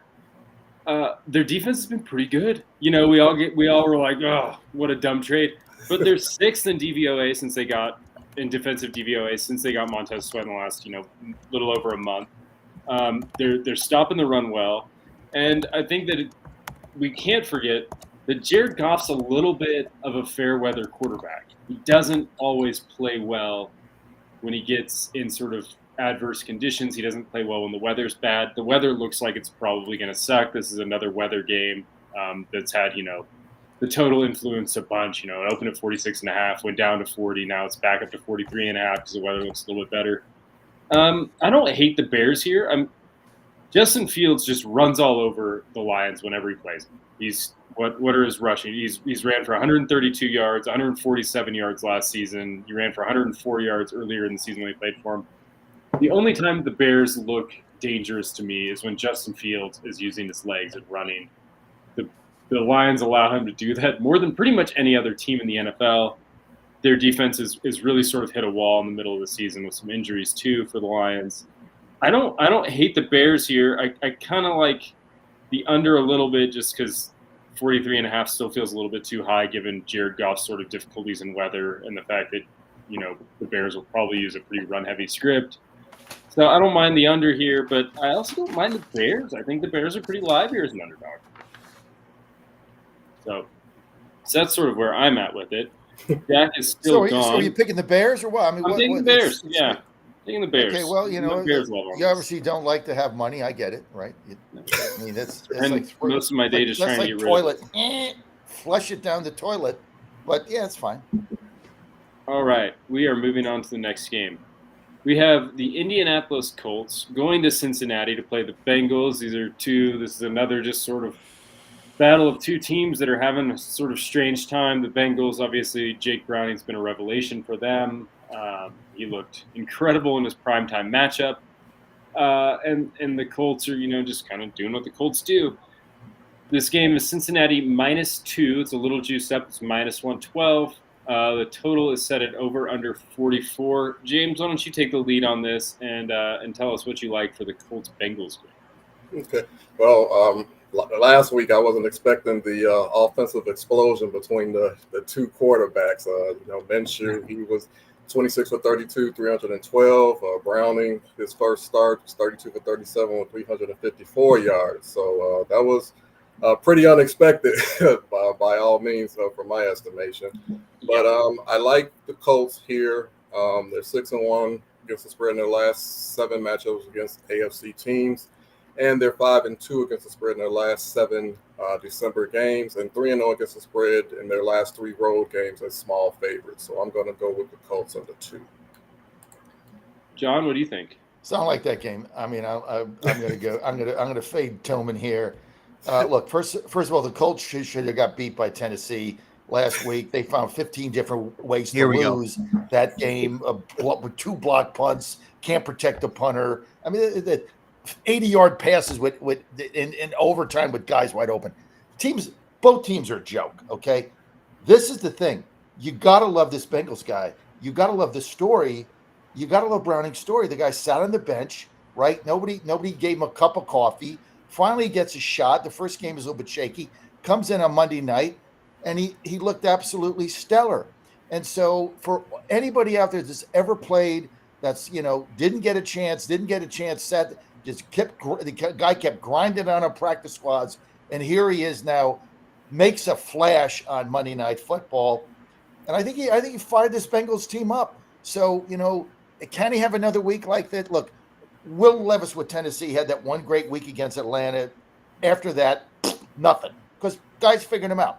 That might happen here, but I love the Bengals here at home -2 with Browning. I think he's got confidence. And this is just a great story. So I'm going to go with the Bengals at home, lay the 2 against the Colts team that basically is smoke and mirrors. Message to Arthur Smith. Go get Jake Browning, baby. Who knew that the offensive explosion of last Sunday would be the Colts at the Bengals? You're not giving the Colts enough credit, of course. As always, Gardner Minshew just like a surgeon. Come on, the guy. Gardner Minshew's played there. on like 19. Is there a team in the NFL the guy hasn't played on? Like what? The Titans. You guys could probably use him. He's surgical against that vaunted Titans secondary. We don't have a secondary. Incredible special teams play from the Colts. Probably the best game I've seen the Colts play in years. I just, it's so impressive to watch them beat up on a Tennessee team that sucks. Really bad. They're so bad. Really bad. And now they have to play in prime time, which is like the worst thing for them right now. What they need to be doing is playing every game. Total freaking clown show. Yeah, like they should be playing at 5 a.m. Then they're done by 6 a.m. Nobody watches them, and then they can go draft a quarterback. But I like the Bengals here. Jake Browning -2, baby, at home. James said last week, listen, the Bengals live and die on quarterback. If they don't have a quarterback, they're not going to win. Well, they got a backup now. Jake Browning for president. Here we go. Bengals -2. Like that one. Let's move on to our next game here. Jaguars, Cleveland. So we'll stay in the state of Ohio. Little Ohio twofer here. Jaguars, people kind of low on them now. Now that Trevor Lawrence is hurt, of course. They're +2.5 against the Browns. 2 quarterback. I think Deshaun Watson still hurt too, I think. So a lot of issues here with the quarterback play. Over under 33. Gotta like that over under with these 2 quarterbacks. James, what do you think? I'm going with the Jacksonville Jaguars here. 7-2 against the spread in their last 9. 5-1 against the spread in their last 6 versus Cleveland, and 9-0 in their last 9 road games. And I know that Cleveland is dealing with some injuries to their wide receiving core: Amari Cooper, Marquise Goodwin, and also Kareem Hunt. So all that being said, I'm going to go with Jacksonville here. Nate, God, you like the under? I mean, I love the under at 33. I mean, I think that the under. I'm not going to bet this, and I don't advocate anyone betting this. I'll just start off with that. If for some reason you don't feel happy unless you have action on every single game, I guess maybe the under. And I can sympathize with that feeling. I guess maybe the under. I used to be there myself. But I don't know. I mean, there's just too much uncertainty. I mean, so the Browns did the unusual move of just not declaring a starting quarterback. They just don't have one. They put out their roster and they were like, we don't have a starting quarterback. So it's either going to be Joe Flacco for the Browns, who's still kind of easing off of the couch, or Dorian Thompson-Robinson, who practiced on Friday and just got out of the concussion protocol. So that's what the Browns are looking at for quarterback. Trevor Lawrence is a quote-unquote game-time decision. That feels like gamesmanship. Anyone that saw him get injured knows that was a pretty serious high ankle sprain. He was in a lot of pain. Unless they give him an epidural and he can't feel anything from the waist down when he walks out there onto the field, I can't imagine him being terribly comfortable. So I just don't know how you can trust these offenses with these quarterback issues. I think the under has to be the play, but I don't want to pick a side. It's just too weird. Dad, you'll pick a side for me. No bet. I don't know who the Wow. Wow. That's the second one in 2 weeks. You've hit a no bet. I don't know who the quarterback. Nobody knows who the quarterback is for either team. You can't bet Flacco. I don't know who's backing up Lawrence. I know Cleveland's got a defense. They're still trying to survive here until they figure the quarterback situation out. Jacksonville looked pitiful last week. And without Lawrence, I mean, it's a totally different team. So you got all these games on the card. I'm going to take this one. I'm going to punt. That's really interesting. I mean, you've lost a little bit of that bravado over the last 2 years. I mean, you used to never. I pick every game. Yeah, that's the thing about you can't pick game with no game. I pick every game except this game. I'll throw my record against anybody. Both quarterbacks are now playing. So, and they're both game time decisions. So, and even if they do play, I mean, I think it was Jack or Nate that said, even if Trevor Lawrence does play, it was Nate. Even if he does play, can he play? It's just too many other games on the card. I mean, obviously, if you're a Jacksonville or a Cleveland fan, you hope your teams win so they continue their playoff hunt until they figure it out. But you certainly can't bet Joe Flacco. You see that game last week against the Rams? I mean, I bet the Rams, and then when the game started, I bet more on the Rams. The more I thought about Joe Flacco with quarterback, I'm like, this is gonna be a blowout. Of course, he got off to a good start, and then it was a blowout. Don't look a gift horse in the mouth. Rare moment of light where John shows some growth in his handicapping. Don't let. Yeah. Well, I don't. We'll be back to normal in one game. Yeah. Next week he'll be like, he'll be picking every game, and he'll be like, I don't bet teams that suck, and it'll just be like a disaster. So don't bet teams that suck. Don't bet teams that suck. Yeah, right. I mean, that's my. So somebody asked me, how do you pick NFL football? That's exactly what I say. Don't bet teams who suck. Yeah, it's pretty easy. That's what's made you rich so far. That's why you don't have to work anymore. Entertainment purposes only. Yeah, entertainment purposes. I play for entertainment purposes. Some people play golf, right? How much money you spend on golf, right? You buy golf clubs, join a golf club. You guys know, got to get golf clubs, golf carts, join a club. Then you eat the little sandwich in the sandwich shop for $15, and then you get 2 beers. You got a $50 bill. Plus you got to buy balls and all that. You got to clean the balls. And got to buy shoes and got to join a club and pay green fees. How much is that, right? I don't play golf. Instead, I watch football, and so I go to DraftKings or I go to the casino. At the end of the year, I've saved my wife thousands and thousands of dollars by not playing golf and doing football for entertainment purposes only. John Fredericks, healthy, wealthy, and wise thanks to gambling. Right. That's right. Yeah. And I tell you what, we're golf going to the casino today. Rivers Casino. Ann does the slot machines. Mom does the slot machines in which she plays Pai Go. I don't even know what the hell that is. Some Chinese game. She plays Pai Go all night. Me, I get my seat at the sports bar. They got 92 basketball games on. It's like a man cave, heaven on earth. That's what I'm doing today. Yeah. Plus, you don't have to get up. Yeah. Right. You don't have to go anywhere except to the bathroom every 45 minutes. Golf because they bring you your beer. I mean, it's like this is the greatest guy day ever. And of course, in the Rivers Casino, in the casino place, was the best sports casino in the country, including Vegas, right? They just come, they bring you a beer. You can't beat it. They got lounge seats that go back. They swivel around. It's great. Okay, are you done painting us a picture of the sports book? Yes. Golf is an expensive hobby, but it's not because you have to clean the golf balls when they get dirt on them. That's the only part that's not expensive. You can do that with a wash rag. You don't have to buy anything to clean the golf ball. So there are a lot of expensive parts of golf, but wiping off the ball when it gets dirt on it is not one of them. Dad, you're talking about casinos, so I think this would be a good time for you to mention Rosie's Gaming Emporium there in Virginia. If you're in Virginia, I love Rosie's because any better than that. The reason I love Rosie's, number one, fun. It is the fun place to go. Go to rosiegaming.com if you want to have fun.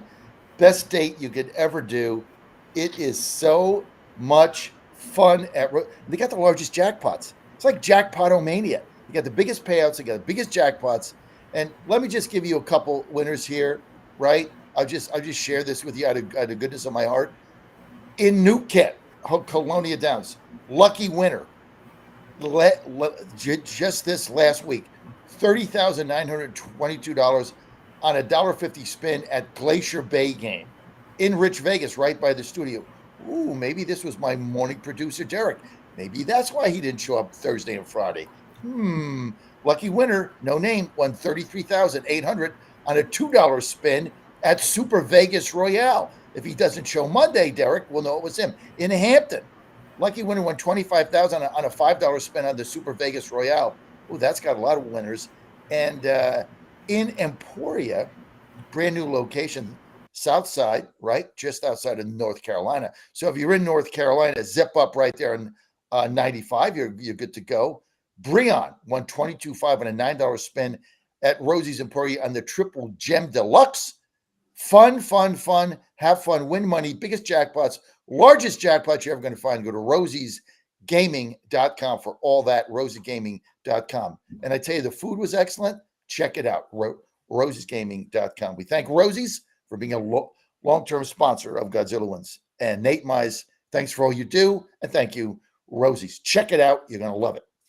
Absolutely. Let's do the last game here in the afternoon spread. Then we'll let James go. Panthers traveling to New Orleans, take on the Saints, my hometown team, apparently. The Panthers are +6, over under 38.5. I'll start here. I'm in chapter 36 of Moby Dick. That's what I read instead of watching the Saints game. We've just met Captain Ahab a couple chapters ago. And they're on the boat. We're learning a lot about whaling. I know more about whaling than I've ever known before. I know all different types of whales now. I also know a lot about the venerable Captain Ahab, who is an interesting character there. So that's what I've been doing instead of watching the Saints game. James, we'll start with you here. Can the Panthers, the lowly Panthers, without their coach Frank Reich, who's gone now, can they cover this 6-point spread against a Saints team that also kind of stinks? I'm kind of conflicted here. Both teams aren't that great against the spread. Obviously, Carolina is what they are. 1-11 on the season, but I'm looking at New Orleans here. They're 1-6 against the spread in their last 7. 0-7 against the spread in their last 7 home games, and 0-5 against the spread in their last 5 home games this season. So I believe the Saints will win, but I'm kind of iffy on that 6-point spread. Yeah, Dad, I mean, that's a lot. You know what I mean? 6 is a lot for even Carolina, as bad as they are. It's not as though the Saints are covering these massive spreads. They can't really figure anything out either.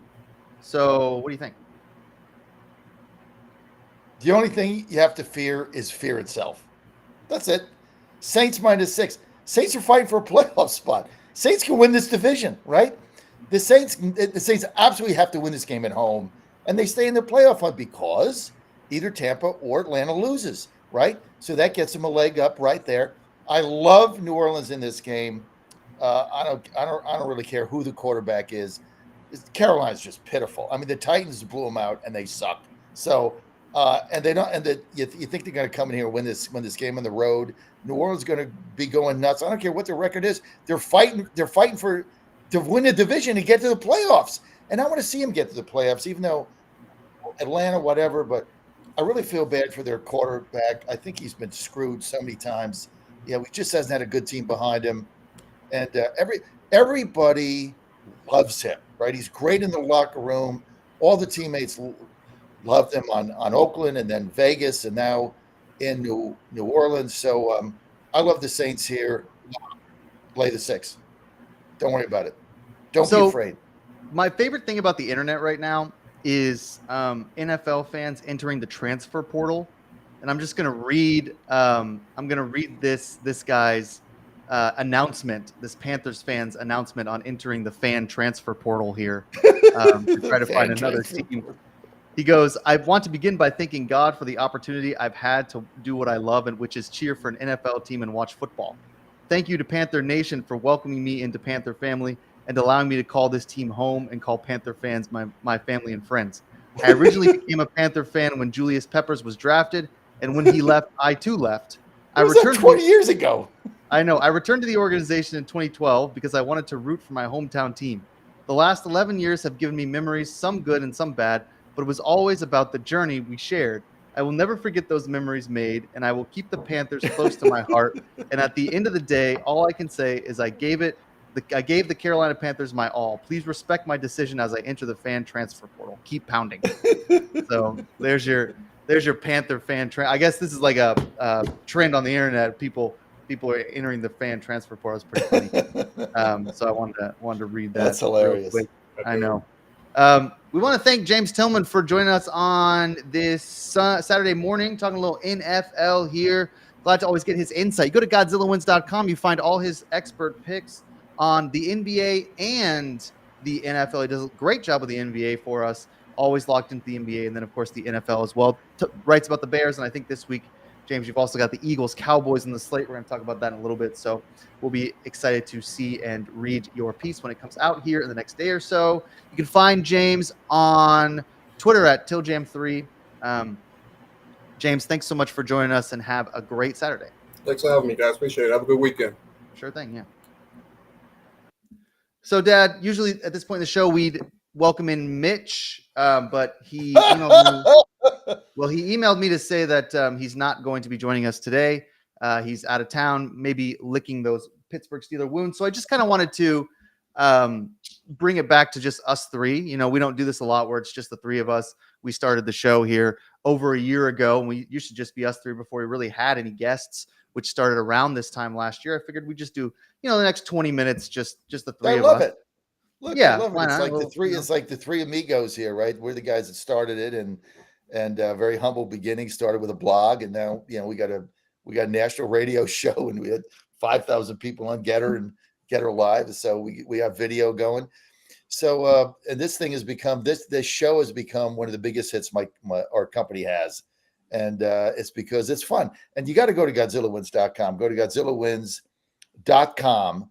And go to there's a new section there, Daily Picks. I want to say it again for those who joined us now. You go to the Daily Picks section. All our writers, now they're making their picks. It's online. It's all chronicled. You can see every day who they bet, and they can see what the trends are. But it's also memorialized, so you can go back and see what's your record in college basketball. And obviously, when the season's over, then we'll just restart.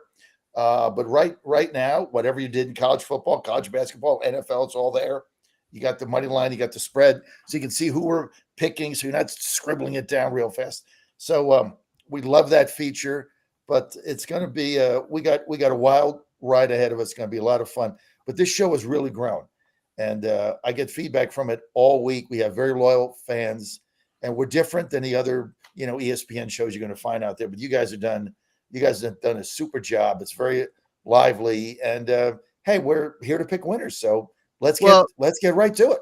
Yeah, that's right. And the thing about the website, people ask me, well, what makes this different than anything else? There's a lot of competition out there for picking games. And for me, it's just, there's no paywall. I mean, that separates us from a lot of the competition out there. You cannot go to these websites and not get hit with some sort of paywall at some point. Your articles run out, or you can't see the picks because they're subscriber based, or they have a computer generated AI model, which is, up 3,000 units in the last week or two. And that's behind a paywall. I mean, they all do it. We know why they do it. We don't do that here. We don't believe in that kind of paywall. for this type of content. That's how we separate ourselves from other people. So everything's free on the website. We if we can't get advertisers to believe in us, then we don't want to do it at all. So go to GodzillaWins.com, find all of that information. Yeah, let's pick a couple winners here. A little NFL action. We'll start with the Texans Jets. That's why everybody logs into the show here. That's why everybody listens to hear our Texans Jets content. The Texans are, I can't even find the game. It's 3.5. 3.5. That's right. -3.5. Traveling up to the Meadowlands, over under 33. We'll start here with Nate. What do you think? Oh, you're a Texans guy. You got to like that -3.5, right? I'm a Texans guy. I worry. I worry about the Texans -3.5.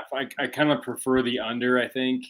The under just feels safer. I mean, the Jets, we don't need to spend too long talking about their offense. Everyone just knows it's terrible, right? Averaging less than 10 points over their last 6 games.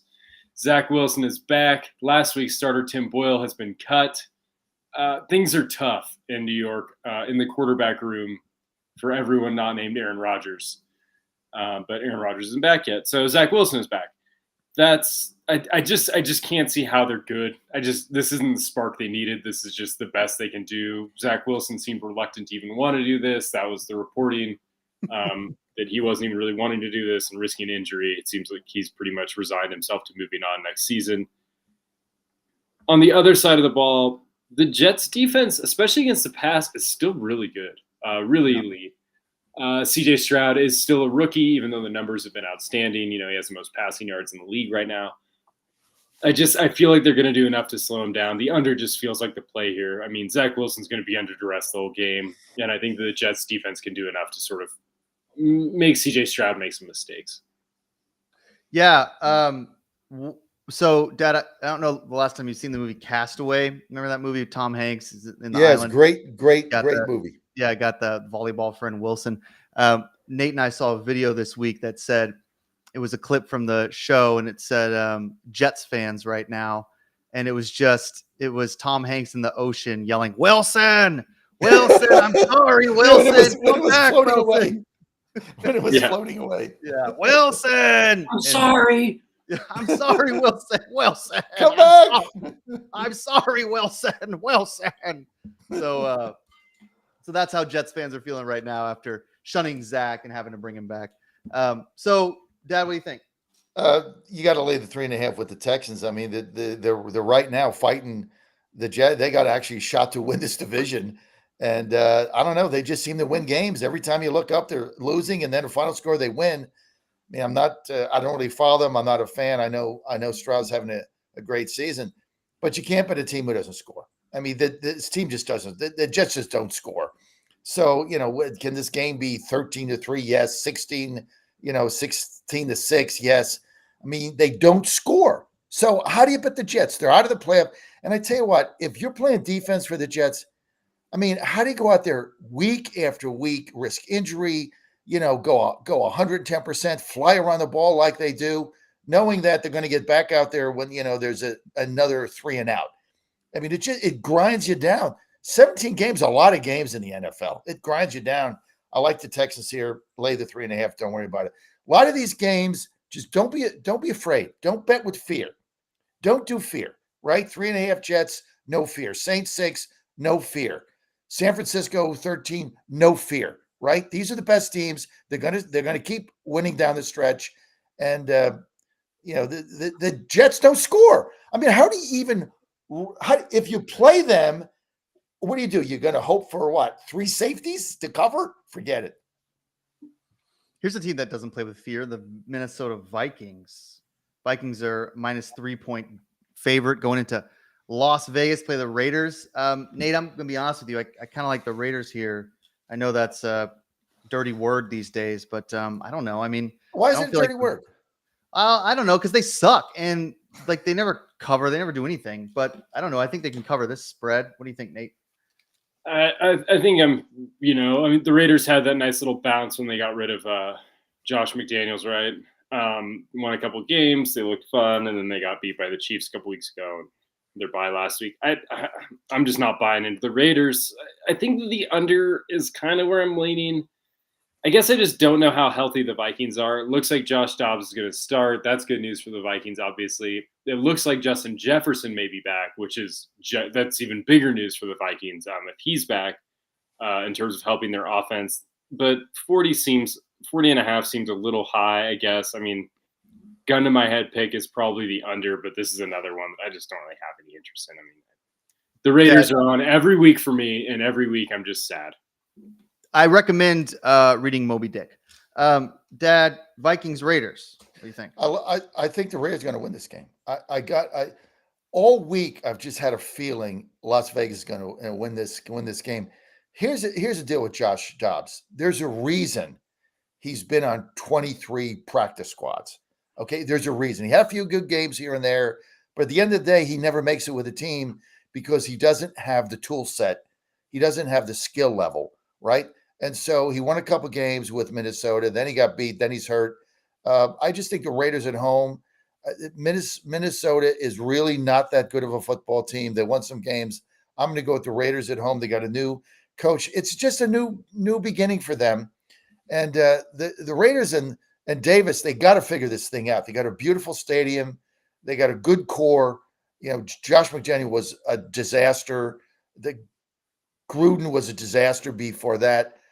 Mark Davis got to figure this out. Maybe they start this week, upset the Vikings, and go from there. So I like the Raiders +3.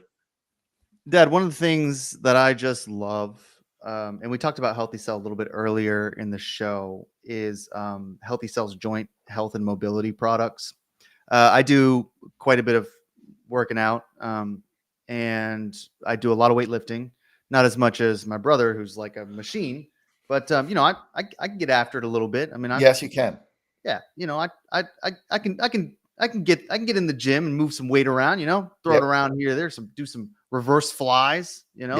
Squats, whatever.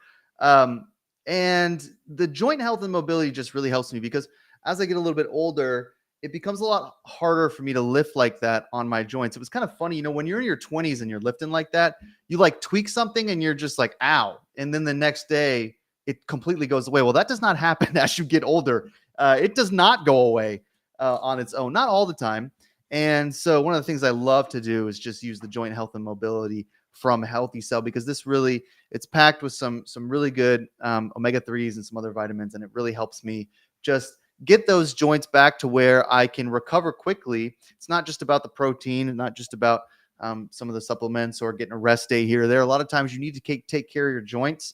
And aside from wrapping them up and going a little bit lighter, which I'm not going lighter, I can tell you that, you're going to have to do a little joint health and mobility there. So you get a little REM sleep if you need to sleep, or if you like to work out like I do, go to healthycell.com, put in the promo code Godzilla and use that joint health and mobility supplement to help you stay fit, active, and feeling great. Healthycell.com, promo code Godzilla. Okay, let's move 20% on. off. Don't forget 20% off. That's right. 20% off right now on the holidays. Get them for your loved ones. Anyone, Dad, if you want to send me some for Christmas, I would appreciate it. I love the joint health and mobility. As a guy, I'll do that. I'm going to jot that down. Yeah, just getting after it. Because it's an all natural anti-inflammatory, and I was living on Aleve and Advil. It's just not good. It's bad for your stomach, and it's just bad for your liver. It's all bad. It's all bad. It can be helpful. I mean, it does help with the anti-inflammatory, but we want to encourage people to use the Healthy Cell stuff because it's not nearly as hard on your liver, and you want to keep those liver enzymes, Nate. You got to keep those liver enzymes up. Otherwise you might be in quite a. Why do you mention Three Nate's guys name? thinking about liver and kidney health probably a little too much. Yeah. Like, why do you throw Nate in there? By the way, for the fans who don't know this, my son Jack's. Look, he's a big man. He's a big guy. And he's always lifted weights. People don't realize he got through college in Nevada, in Reno. He was a bouncer at a very tough bar. This was a biker's bar. This thing was not like to go. Bar, yeah. Well, whatever it is, I've been there when I used to visit you. Let me say, you don't go in there and order a 3 olive martini, stir, don't shake, right? You don't go in and order that. This was Nate was there. This was a tough bar. It was just tough. It was downtown Reno. And so Jack was the bouncer, and he can be a pretty imposing figure. So That's how he got through college, Jack the Bouncer. But Well, yeah, it's you one of got the reasons lifts. I started working out more because I don't think I was an imposing figure when I started, and I got picked on quite a bit. And I mean, look, I can mix it up a little bit, but I wouldn't exactly say I came out unscathed in all of those opportunities. And oftentimes I would maybe overreact a bit when I should have been using my problem solving skills. But I've learned since then. I do a lot more Your conflict problem-solving resolution. skills. Yeah, a little bit Yeah, more. your A little fist. bit more. Much more conflict resolution now than back then when I was a little bit more quick to just solve conflict in one very specific way. And sometimes it would create more conflict. And then you definitely couldn't get a 3 olive martini stirred, not shaken, if your doorman is like fighting everyone in the bar because he's having some toxic masculinity issues. So we'll leave that for another day. Let's run through a couple of games here. If you're watching on Getter, you might see Nate go in and out. He's got an old dog who needs to go out like 300 times a day. So so that's why he kind of comes in and out a lot. Is that dog's getting old. So Dad, we'll run through some games because we're a little behind here. We'll do Seahawks Niners. I want to get basically the Eagles, Cowboys, and Titans game really quickly. So just very quickly in the Seahawks game. The Seahawks are, I believe, a 13-point dog here. Huge spread. You love the Niners to win the Super Bowl. You want to lay 13 points? Yeah, I already bet the game because I think it's going to go up.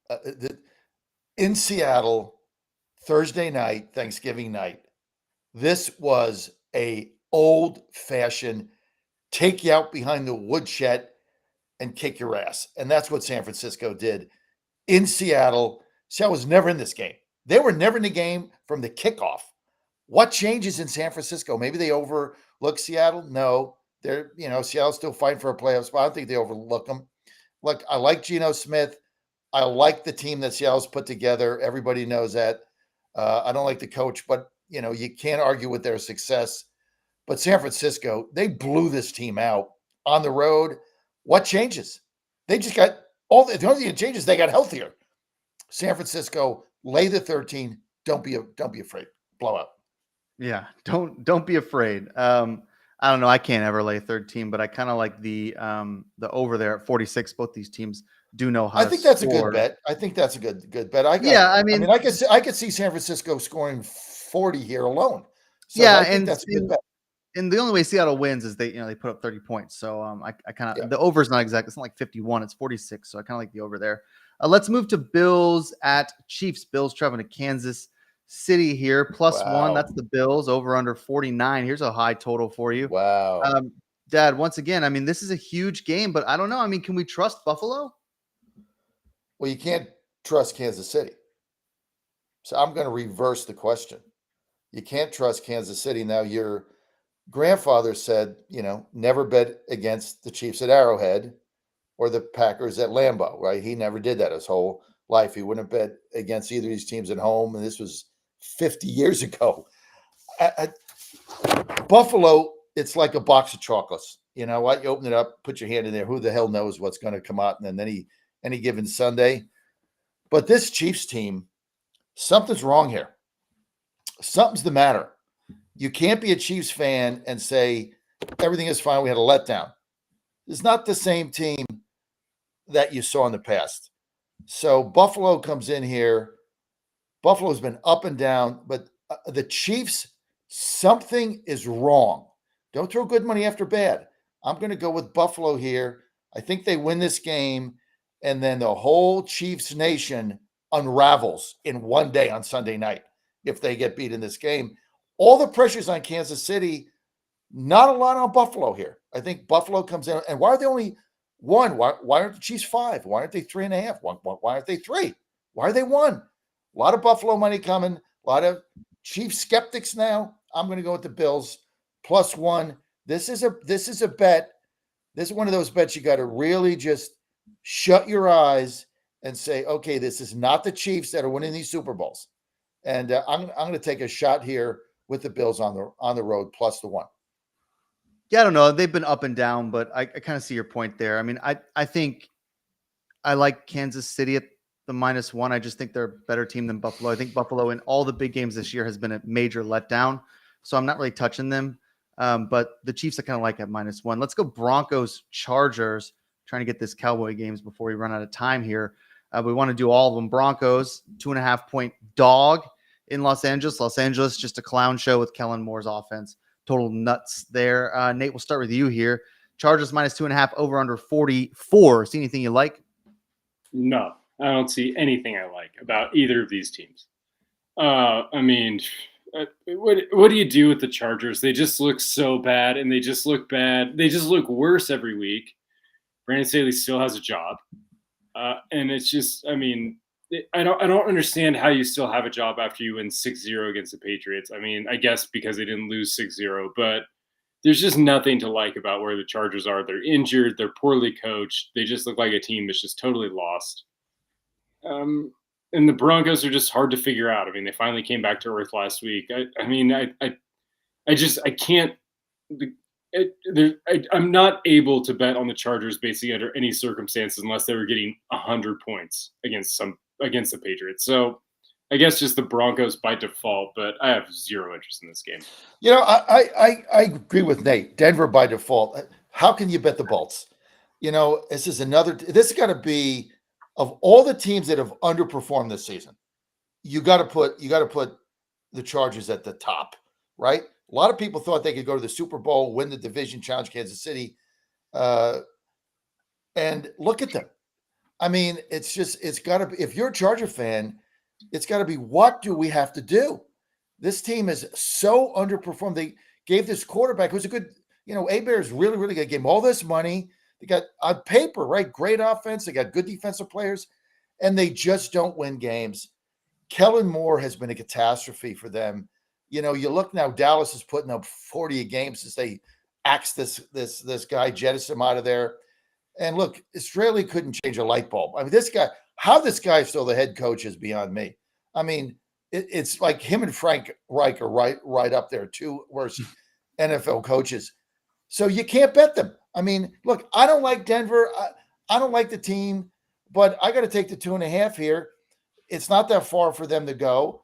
And they got a better defense, and so yeah, I'm gonna go with Denver here. I'm gonna take the 2.5. Denver by default. You can't bet the Chargers. 2 more games to go. Eagles Cowboys. This is the big game Sunday night. Everybody's excited about this NFC East rivalry. Cowboys look terrific, Nate, but they haven't exactly beaten anyone noteworthy. Eagles are definitely noteworthy, so a huge game for the Cowboys to kind of shut up all the doubters. They're in a 3.5-point favorite at home, over under 51.5. That's because both teams score a lot. You got to be nervous as a Cowboys fan, Nate, or are you locked in, and are you confident that the Cowboys can cover that 3.5-point spread? Oh, I'm confident. I bet them minus 2.5 last week because I knew what was going to happen. I knew the Cowboys were going to take care of business last week. I felt like the Eagles were vulnerable. And they were. They didn't look very good against San Francisco. I mean, obviously, San Francisco is sort of a class above everybody right now, but the Eagles are a flawed team. They sort of built a record in a bunch of close games against bad teams. I just don't think they're for real. The Cowboys just keep, sort of gaining momentum. This is a huge game for them. I really just think the Cowboys here. I mean, I'm so invested in the Cowboys. Super Bowl. Dak throwing the most touchdown passes, Zach throwing the most yards, Dak winning the MVP. I mean, yeah. I'm just all in on the Cowboys. So Nate's all in. Nate's all in on the Cowboys there, -3.5. Dad, very quickly. Cowboys -3.5. We only got a minute. Cowboys -3.5. Eagles defense. I've questioned it all season. Every week I get on the show, I said I don't like their defense. I don't like their linebacking core. They got exposed for the frauds they are last week. Cowboys win this game big. Lay the 3.5. I love the Cowboys here. Interesting that the only time you've ever come to tell me that we only have a couple minutes left in the show is when we haven't talked about the Titans yet. So here we go. We'll talk about the Titans now, Dad. We'll give you the floor. Hey, look, the Tennessee Titans on Monday Night Football are a 13-point underdog. Are we skipping the Giants? Are we skipping the Giants, Packers that are also on Monday Night Football at the same time? Oh, yeah, that's right. We only got time for one. Let's just do Titans. Go ahead, Dad. Tell us why the Titans can cover, then we'll end it. They can't. Lay the 13. Miami's going to put up 6 or 7 or 8 touchdowns. This game is so embarrassing for Tennessee. Jeff Simmons is out. There's no way to stop this team. They don't have the speed in the secondary. Without Simmons, they can't get pressure on the quarterback. He's their key. He's out. This game is going to embarrass this franchise. It's going to embarrass them like when they blew the 35-3 lead in Buffalo and had to leave the city of Houston. This game is going to be a blowout. Lay the 13, 49-7. Nate, one word, Giants, Packers. Anytime John feels this strongly, I go the opposite way. Take the Titans. Take the Titans, baby, plus 13. I'm going Titans. Tighten up or whatever. So we want to thank Dan Angel, as always, for joining us, and James Tillman III. You go to GodzillaWins.com, find all of your coverage for all sports. Remember, no paywall there. Go to our daily picks. You can see all the picks, see all of our analysis, GodzillaWins.com. We want to thank Dan and James for joining us. We will see you next week as we break down more college hoops, more NFL, more college football. We got it all working on this show. Thanks for listening. See you next week. Up next is The War Room.